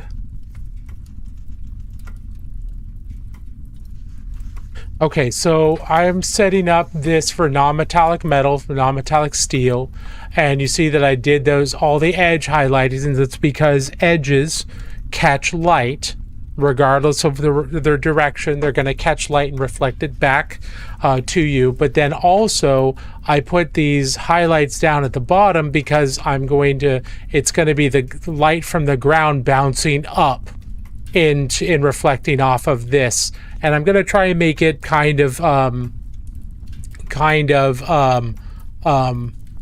the way the ground is once we paint the ground that color. So I'm just putting in a mid-tone over here. This is going to be kind of the same color that the armor is bouncing that light off, and over here this is going to be kind of the light source, the sun bouncing that. I should probably put a light source in here as well. So I'm just trying to set up kind of where those highlights are going to be for this non-metallic metal, because you kind of have to map out where that light's happening and where those that stuff's all reflecting from. Let's see. Just love the models of the word bear, especially Marigal. Yeah, I agree, Gaston. Joke's on you. If I were in 40k, I'd definitely be a door servitor. That's fair. I'd rather be course nudge. Might be too personal. What type of work do you do? Job type. I work in tech. What keeps you painting minis? The quest for sanity and the quest for excellence. Sanity because this helps me decompress from work, and the quest for excellence because I want to be a good painter. I want to be good at this. I'm already pretty good at it, but I want to be better at it. So it's the quest for being better and better and better and better. Now, why do I keep streaming? Or why do I teach? Because I love teaching, and I love informing and being a resource and being an educator. I very much enjoy that, and I love helping people get used to and embrace and become better at something that I find to be so relaxing and fun, because I know that there's mental health benefits to it, and a lot of people get a lot of mental health benefits from just hobbies in general. And this is, for some reason, painting tiny plastic battle Barbies or angry Polly Pockets or, toy soldiers. For some reason, I find that to be incredibly relaxing and satisfying. And if I can get other people to enjoy it as much as I do, then that's fun. I like that. It's kind of like I'm infecting them with my joy. But in a positive way, hopefully.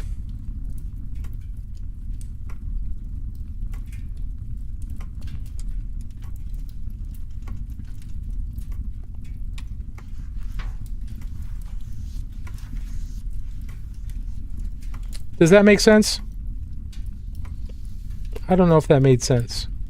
It made sense in my head, but a lot of things make sense in my head that don't out loud.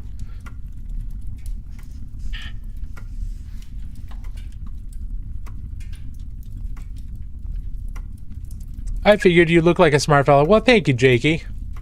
Hello, in the end of your project, you use varnish? Yes. I always use a varnish, especially if it's a gaming miniature. Absolutely use varnish.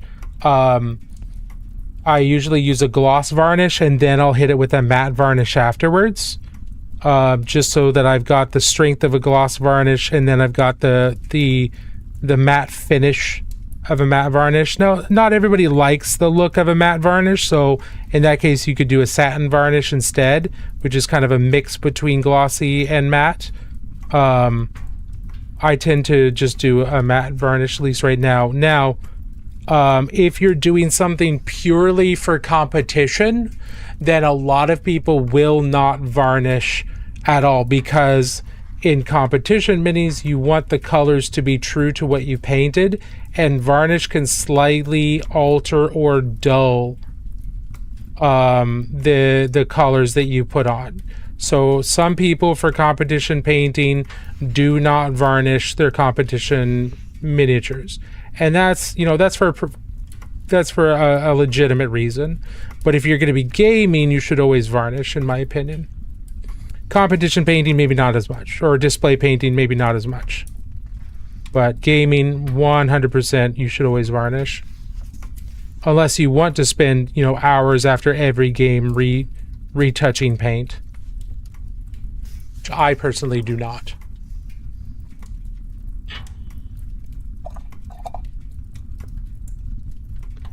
Hello, Phelan Objective. How are you doing? Sorry I didn't catch you before. Hope you're doing well.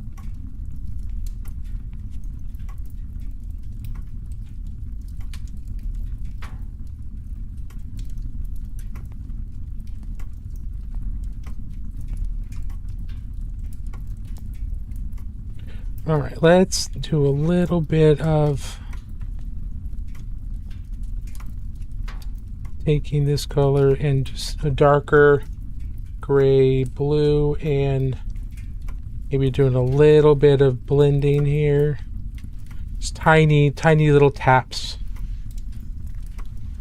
Tiny little taps of a darker blue just to get a little bit of a transition here. I could use glazing here to get it really smooth, but these are really, really small areas, and it's not supposed to be like a really competition level or anything like that for this painting. So, you know, maybe we won't do that.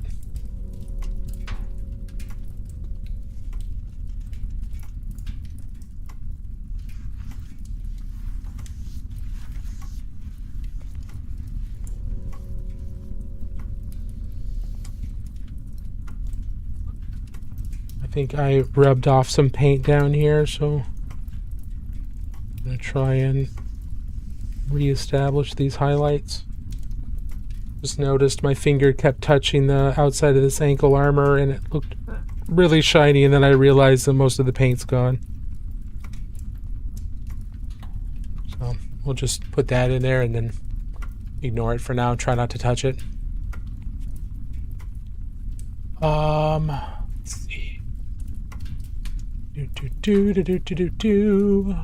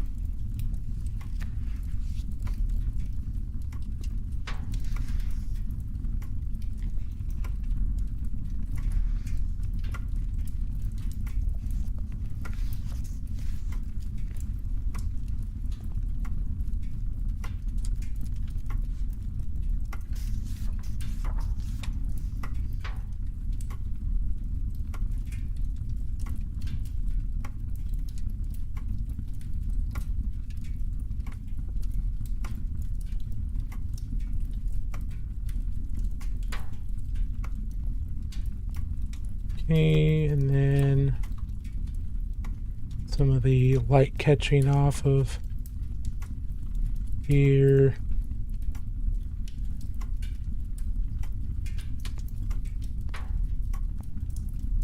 This is kind of an awkward angle, but it's the best one to get a good visual here.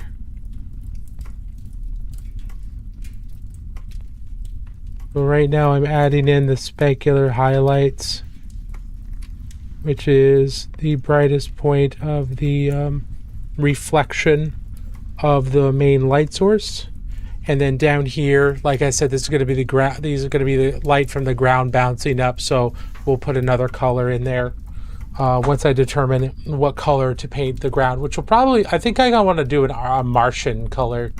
So we may do that. Hey, I'm new to Warhammer. Any painting tips? You paint and play Tyranids?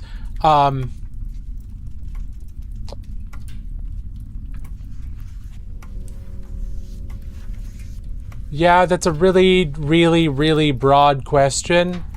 In general, I tend to paint from the inside out. Look at the real world for color ideas for color schemes for your NIDs if you want them to look more natural, or if you just want to make them look cool. You can obviously do a lot of research there. Focus on a clean, like a clean areas where like the carapace ends and the skin begins and the skin ends and like the little vents on the arms. So like, focus on keeping those borders really clean. That'll help the model look more finished. and more complete by the end of the painting. Use dark lining to outline the borders between details, like major details, just so the eye can do a better job of seeing in between those. For Tyranids, they're very organic in nature. So you've got, don't worry so much about clean blends or things that look more artificial. You've got more organic surfaces there. So, focus on, maybe messier blends or stippling or something like that to make it look more organic. And then, if you're getting overwhelmed with the number of stuff you have to paint, hide most of it. And just have what you need to work on right then. Only have that out. Hide everything else in your closet or what have you, so you don't have to see it and you don't have to stare at it.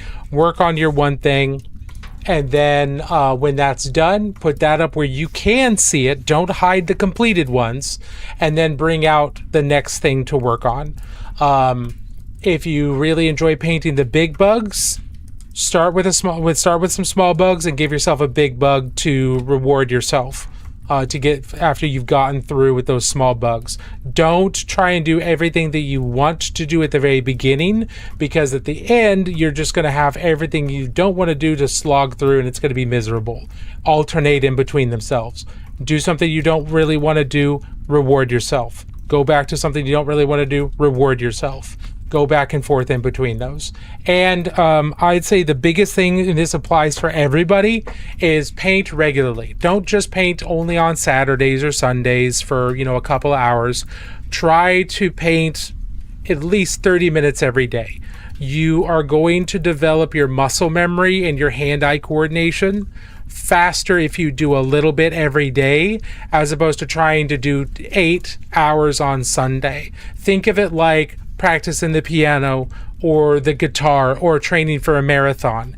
Doing some regularly every day is going to get you more progress, because your body's going to have time to build up that memory and build up that conditioning, rather than trying to learn your recital song the day before, or try training for the New York Marathon the day before the marathon starts. Do a little bit multiple times a week. It doesn't have to be every day. It could be every other day. But paint often, as often as you can, if you want to get better, or if you want to just get to a point where you're happy with and then you want to be faster. Paint often, because this is not a physically intensive skill. You're not going to get out of breath. If you are out of breath of painting, you need to go see a doctor. But you're not going to get out of breath. You're not going to be physically exhausted, but you might be mentally exhausted. But it is still physical, because this is hand-eye coordination. You have to train your muscles to have very delicate, small movements that are controlled. It's that type of physicality. It's like a watchmaker's physicality, not like a football starter's physicality. Does that make sense? I hope that makes sense.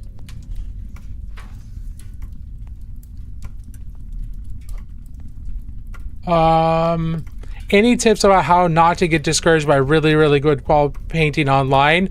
Chili, the best, because I struggle with that too. The best way that I found of dealing with that is looking at that and saying, okay, I can't do that, but I want to do that. What's different between that and what I'm doing? And you break it down. It might be super overwhelming, but you break it down as like, what are they what's one thing they're doing better than me? Is it smooth blends? Is it more contrast? Are they doing a better job of vibrancy within the colors? What is one thing they're doing that I like, that I would like to try to do, that I'm not doing? And appreciate other people's work for the amount of work that it took them to get there, and understand that you can also get there if you put that amount of work in. So don't do it to compare against, they're amazing, I'm trash. They're where I want to be. So what is something that I can observe right now that they're doing better than me? There might be a ton of things, but what's one thing that I can take from what I see them doing? And how do I do that on my next project? Ultimately, painting miniatures is not about you beating other people. It's about you beating what you did yesterday. It's the same as running. It's the same as swim team. You are trying to beat your record from yesterday. You're not trying to beat, somebody who's amazing on the internet. You're not trying to beat them. You're looking at them and seeing, what can I take from them that will improve my work? And I appreciate how incredibly good they are. And that's amazing. And it looks incredible. I want to do that. What do I take from them? And then how do I paint my next project better than the last project that I did? Does that make sense? Thanks, but should I mention I paint them in Gorgon colors, green mane and white armor? Perfect. All right, what paints do you suggest? Not mains, but like details, highlights, etc.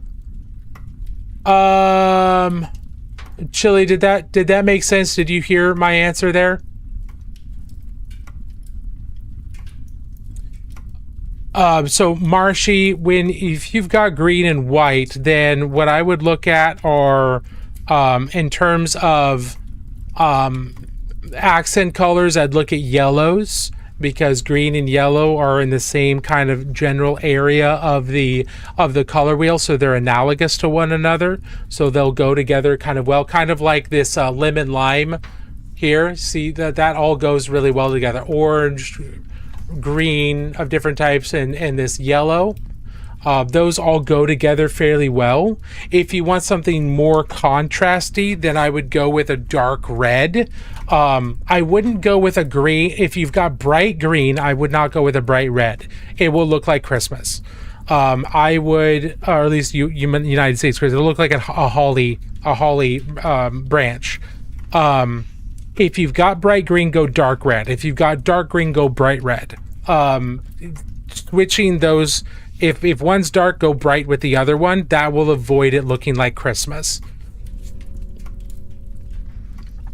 Thank you. That really helps. I've been putting off painting recently, but you've given me something to try tomorrow. Wonderful. I'm glad to hear that, Chili. Thank you for the follows. Thank you all for the gifts. I very much appreciate it. You're all amazing. Thank you, thank you, thank you. Let's see. So the green I'm using is Death Guard green, so it's dark and Wraithbone white. Okay, so your Death Guard green is more of an olive green. So yeah, you've got, you could go with a medium red or a bright red. I wouldn't go too bright, but a medium red, that would go well with it. Also, different yellows, like sickly yellows, would go with that fairly well. Orangey yellows maybe not as much, because that might be too much. It could. Marshy. What I would say is, if it's Death Guard green, that's kind of an olive green. So it's more of a yellowy green. So that could work with the oranges. That could work with the yellows as an analogous color, really there. So you could use that to do like poison sacks, things like that. You could go with a yellow. You could also do a more intense green, like a slime or a toxic green, or a lime green for poison sacks, things like that. I would for the red, or for fleshy stuff like flesh sacks and the like, I'd go kind of a fleshy red pink.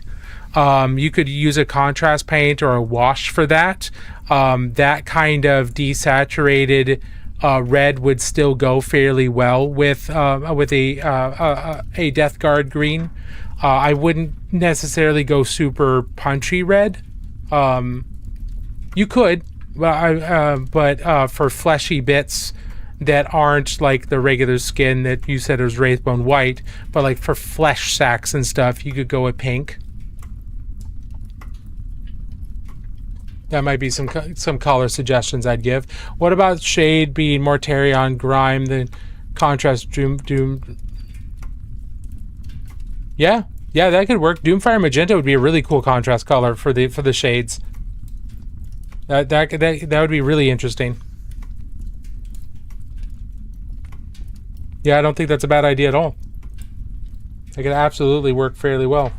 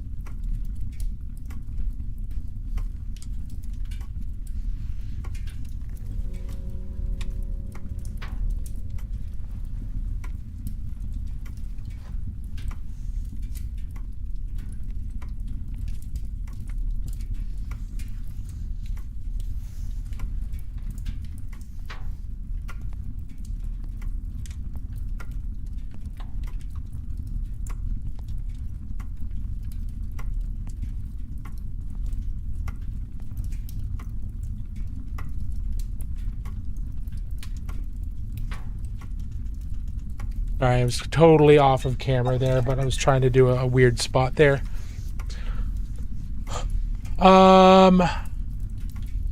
Yeah, I know, kid. I was doing a weird angle there. Oh, sorry about that.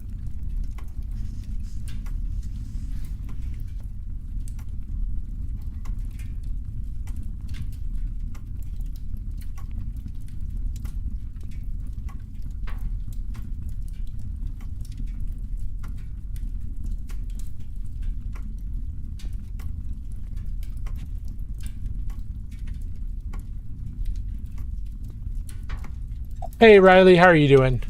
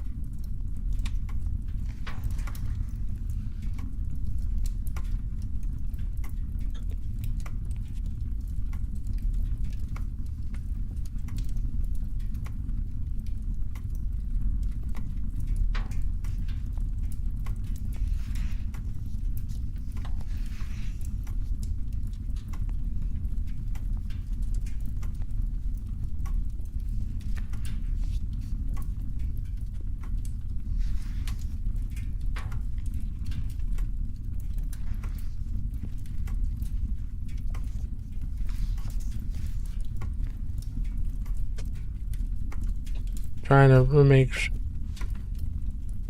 The back of these swords is really annoying because it's kind of like a... It's not just a square, it's this kind of half octagon shape. So it's really, really narrow. I may not be on camera right now. There we go. See how weird that is? See how awkward that is? It's really hard to see it too. But I'm just using the edge of my brush and I'm barely touching. I can barely feel the bristles flexing when I'm doing this. It's more of a visual thing than and kind of a guesstimate on where it is. See, I'm completely messing that up. I've got the wrong angle there. I've got the wrong amount of pressure.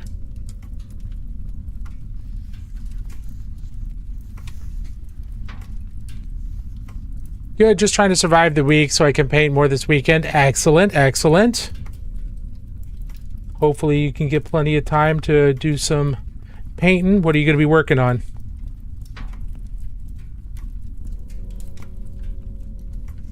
Holy, I got 46 Tyranids. That's a lot of nids.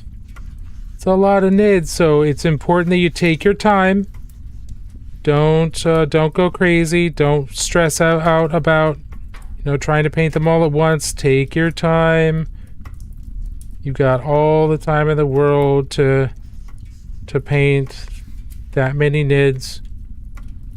Take out the ones that you want to work on now. Hide the others just so you don't get yourselves overwhelmed. If you do find yourself overwhelmed with any project, take out what you want to work on now. Literally hide everything else. Put it out of sight. Put it in your closet. Put it in a drawer. Put it out in the garage. Whatever you got to do to get it out of sight and out of mind. And then you focus on what you're painting right then and don't worry about anything else. And then when you're done, you take that finished model, you put it somewhere where it's easy to see. You're going to do the opposite. You're going to take that model, you're going to put it somewhere easy to see, and then you're going to go get one of the hidden models or a group of models next and put them on your desk, and then you're going to make sure to hide everything else. And now you've got a finished model, easy to see, so you can say, look how far I've come. This is how far much I've completed. And you can remind yourself that you are making progress, and then you work on that new piece until it's done. Then you put it up next to the one you just finished before, and you build up that collection of finished pieces while you are hiding from the rest, because you're trying to hide yourself. All right, we're going to take a quick break here. I need to hydrate desperately. I also need to use the bathroom. So we will be back in about 3 to 5 minutes. Excuse me, sorry.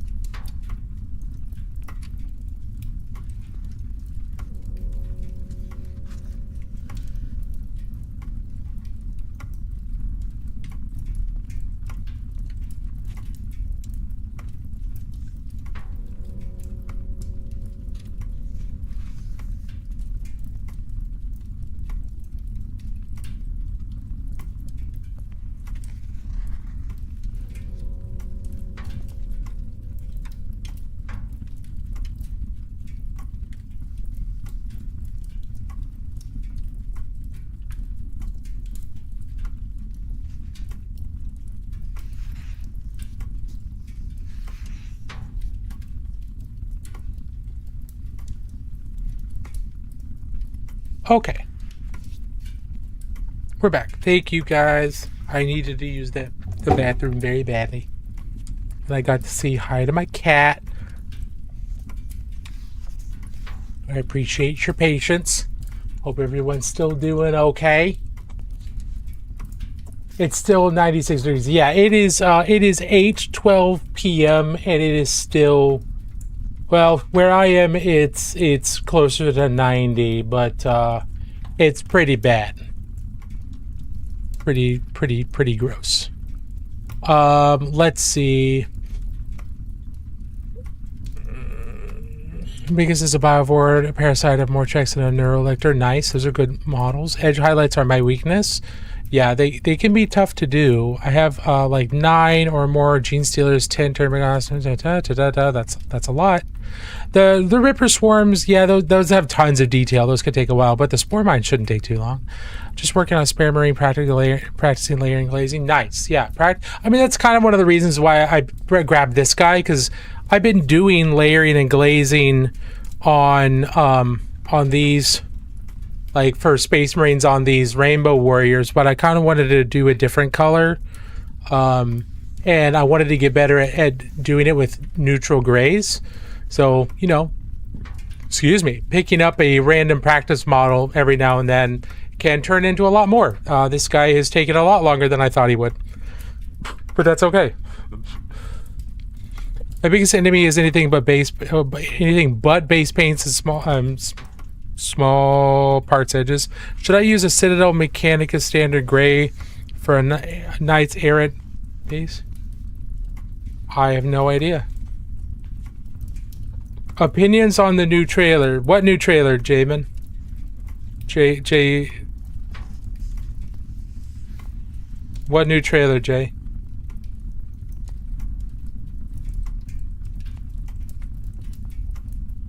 There's a new trailer for 11th? Why would there be a new trailer for an edition that's already out?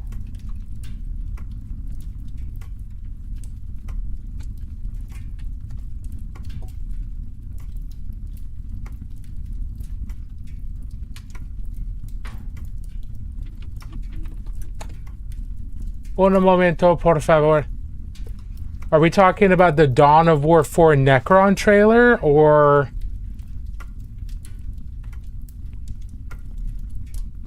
Warhammer 40k video? That's the newest trailer that I've seen, the Necron. No Peace Among the Stars. That's like a month old.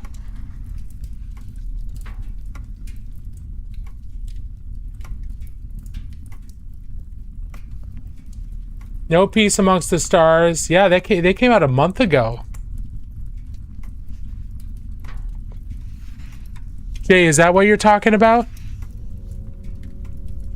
I liked it too. Jay, are you talking about the No Peace Among the Stars? Yeah, that's a month old. I think their trailers are getting better and better. I think they're doing a fantastic job. But I thought you meant like a new one. Yeah, for those of you who haven't seen it. It is the 41st millennium. For more than 100 centuries, the Emperor has sat immobile on the golden throne of Earth. Yeah, this one was really cool.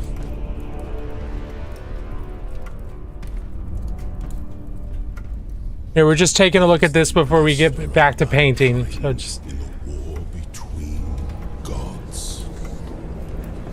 We'll get back to painting here in just a second. And master of 1,000,000 worlds by the might of his inexhaustible armies. Yeah, they've done a really good job of upping the quality of their videos and things like that. I remember back in the day when they didn't do this ever. They never did this. They didn't have the staff, they didn't have the marketing department to do this, but now they've expanded. They've hired marketing teams. Over the last decade, they've done a really good job of adding all this.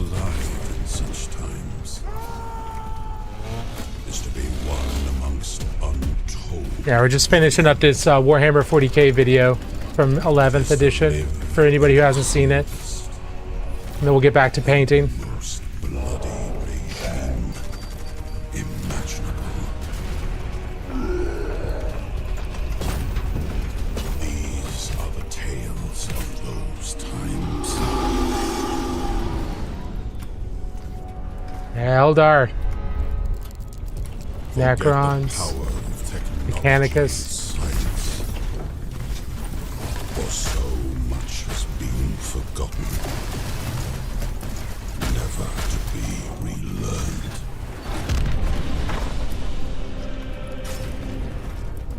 Titans. Imperial Guard. Astra Militarum. Forget the promise of progress and understanding.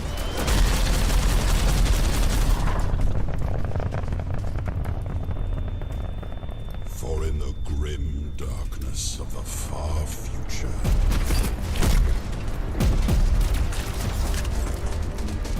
Chaos Space Marine. only war.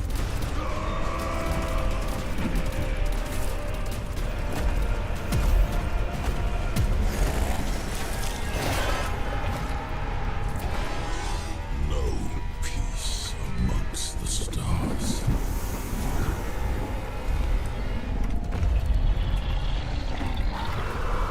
Only an eternity of carnage and slaughter.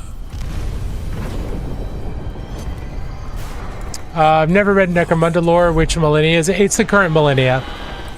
It's M40 and M41. Gods. M42. We're coming up on that. It's a big place. The latest edition, the latest rule books updated the Necromunda timeline to be, you know, to cover what happened after the Cicatrix Maledictum spread across the galaxy. So it brought it current.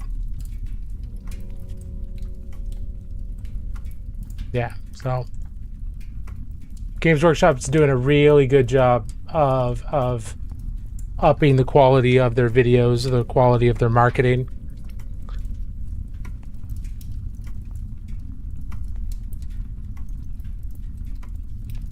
The factions I want the most are the Nids, Guard, Knights, Thousand Sons, Necrons, Wolves, Blood, Salamanders. So you just want you just want all of them. Currently listening to the Horus Heresy books. I'm curious to your thoughts on them, sir. Feeling objective, I have read quite a few of the Horus Heresy books. I haven't read all of them. I found them to be very interesting. The first three are, in my opinion, absolutely essential for if you're going to read any of the heresy. Those first three are absolutely essential. The rest of them, there are books that are pretty important to the whole storyline, but a lot of them just aren't. I mean, there's 50 something Horus Heresy books. Only I'd say maybe a quarter of them are super necessary if you want to be really familiar with. If you want to be really familiar with the Horus Heresy, you don't have to, by no means do you have to know all of them or read all of them, but they're good.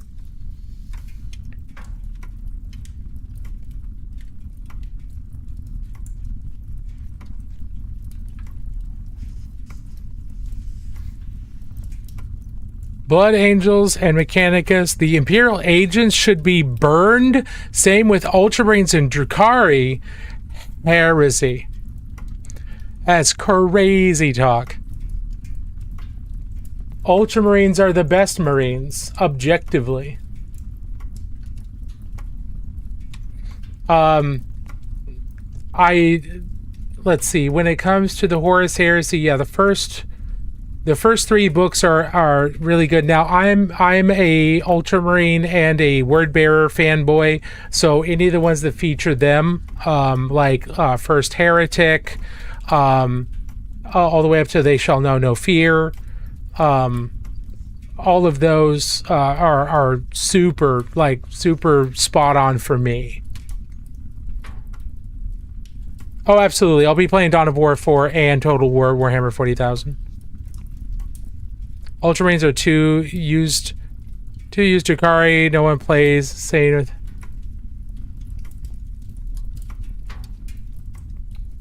Well, it doesn't mean they should be gotten rid of. They should be fixed so people will play them.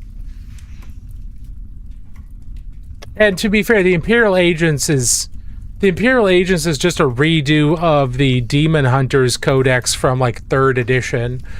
So they need to be redone anyway.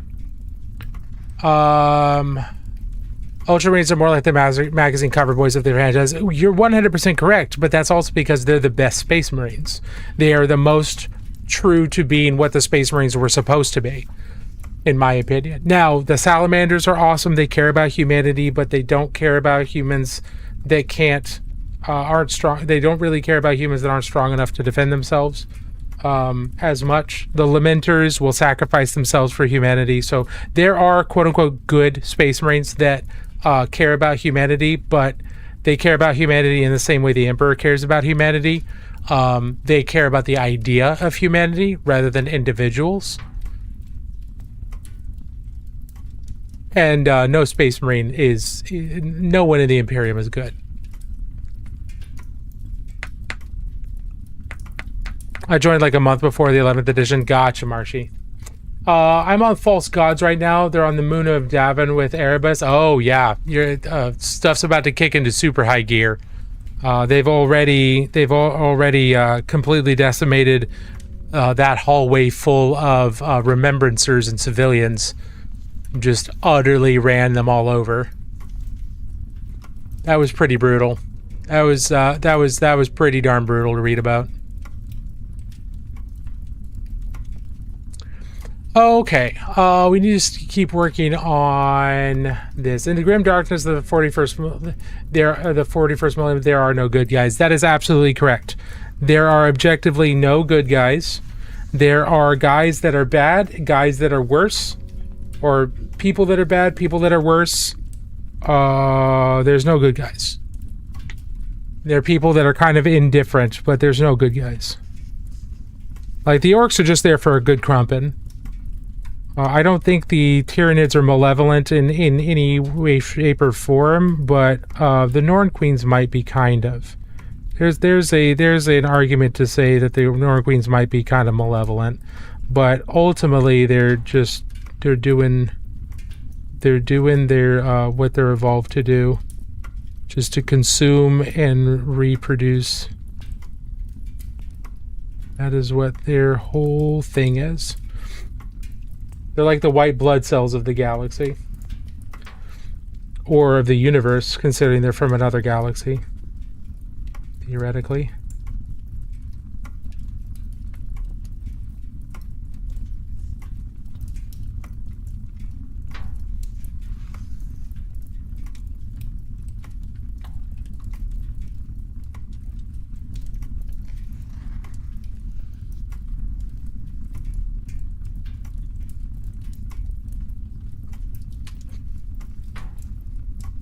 That's why my Imperium's favorite faction is the Marines Malevolent and Blood Angels, of course. I got you.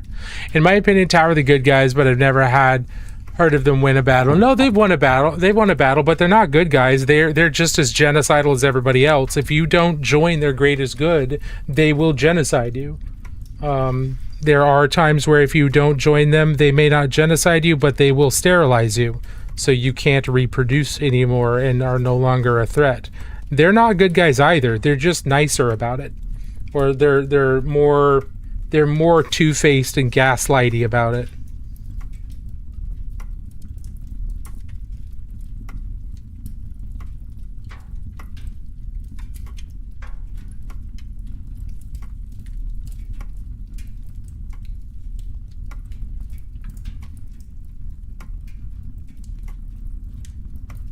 Now, are there nice things about the Tau? Absolutely. Is it nice that they're a little bit more cosmopolitan? Sure. But you know, they're still just as likely to exterminate a population that refuses the greater good as they are to just leave them alone. The greater good will rule. Because it's for the greater good. The individual populations don't matter.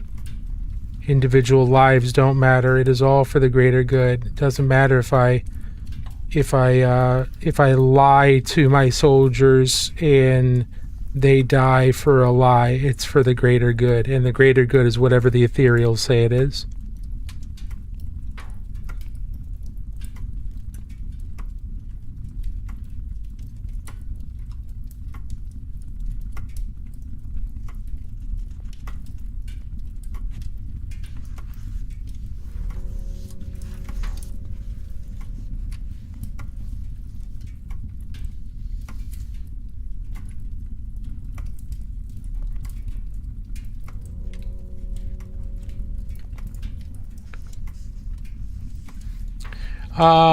They then genocide the warp. Yeah. Does Commander Farsight do the same?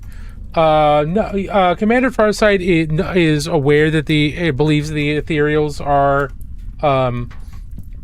unfairly controlling the Tau. I don't believe Commander Farsight is any. I have no reason to believe the Commander Farsight is any more interested in having equity and fairness within the Tau Empire than anybody else. The Commander Farsight, she just, if I remember right, she just wants the Tau to no longer be controlled by the ethereals, which could be a good thing or a bad thing, because for all we know, the ethereals are the ones keeping the Tau from just going on massive crusades and destroying everything. Maybe they're keeping them kind of under control. Maybe the Tau go hyper crazy if the ethereals aren't there, but we don't know. Nothing quite like a Tau re-education camp. Yeah, right? The only thing me like about NIDS is that they barely have any lore, unlike my Necrons. Yeah, I mean, there's not a whole lot you could say about NIDS other than, hey, they are here to eat things. They were first discovered on XYZ planet, and where they ate things. They ate all the things.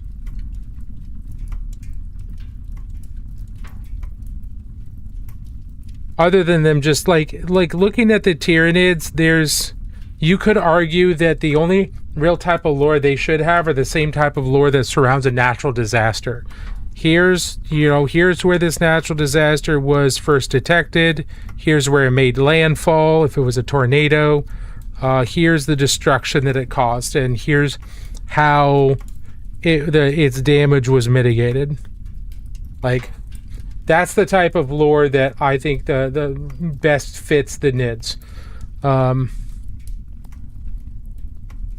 Recording them as a natural disaster, because it's basically what they are.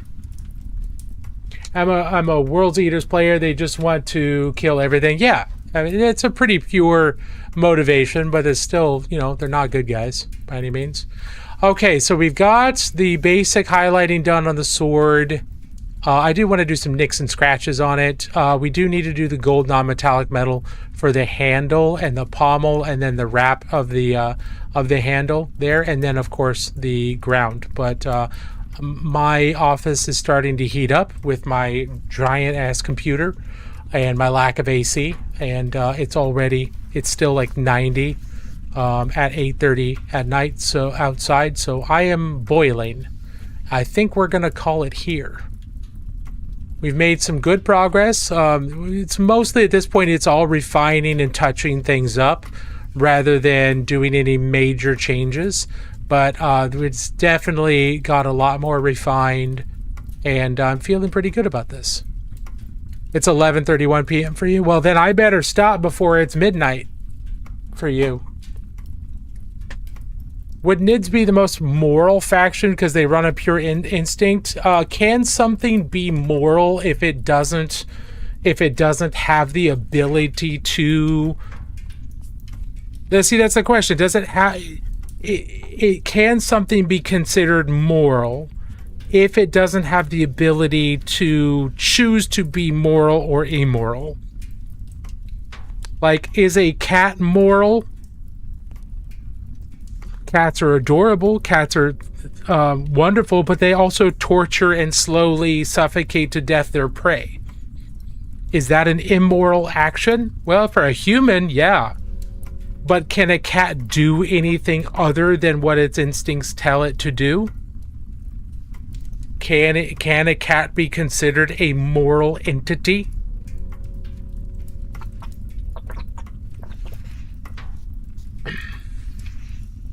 This is where my philosophy degree comes in. My philosophy and ethics degrees come in. Or my philosophy degree that had a lot of ethics in it. But, you know, I'd say that if we were to assume that the answer is yes, we could say that they're moral or immoral, because that's what the Imperium is going to do. They're going to, even though the Tyranids are more of a natural force than anything else, the Imperium being an authoritarian fascistic fascistic propaganda state is going to characterize them as evil, even though it's arguable whether or not they can be truly evil. What they do can be considered or seen as evil. So in that sense, yes, they would be evil. They would not be moral, because they are committing genocide. So in that case, they could be characterized as being immoral. But you couldn't. I don't think you could say that they're moral because they can't not do what they're doing. That would indicate that they don't have the capacity to choose to be moral or immoral. So I think they could easily be seen as immoral, but I don't think they could ever be seen as moral.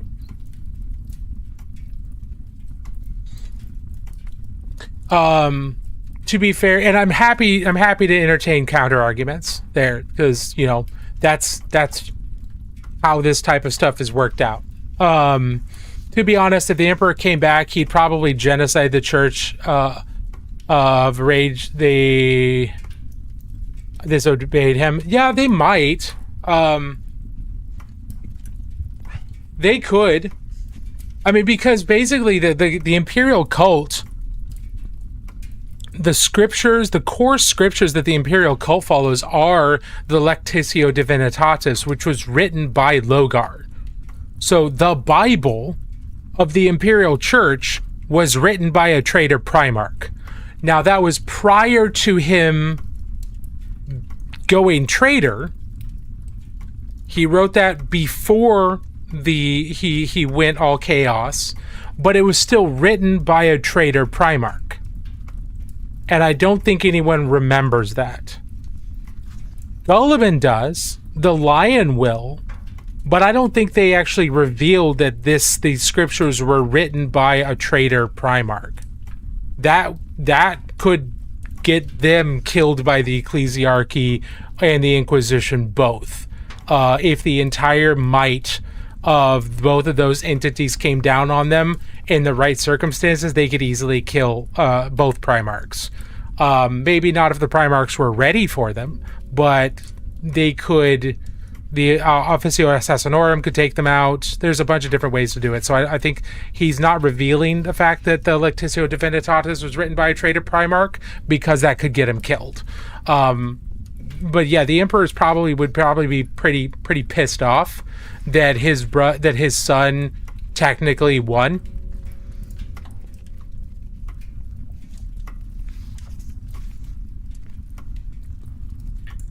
All right, everybody, we're going to go ahead and call it here. Thank you all so much for hanging out tonight. I very much appreciate it.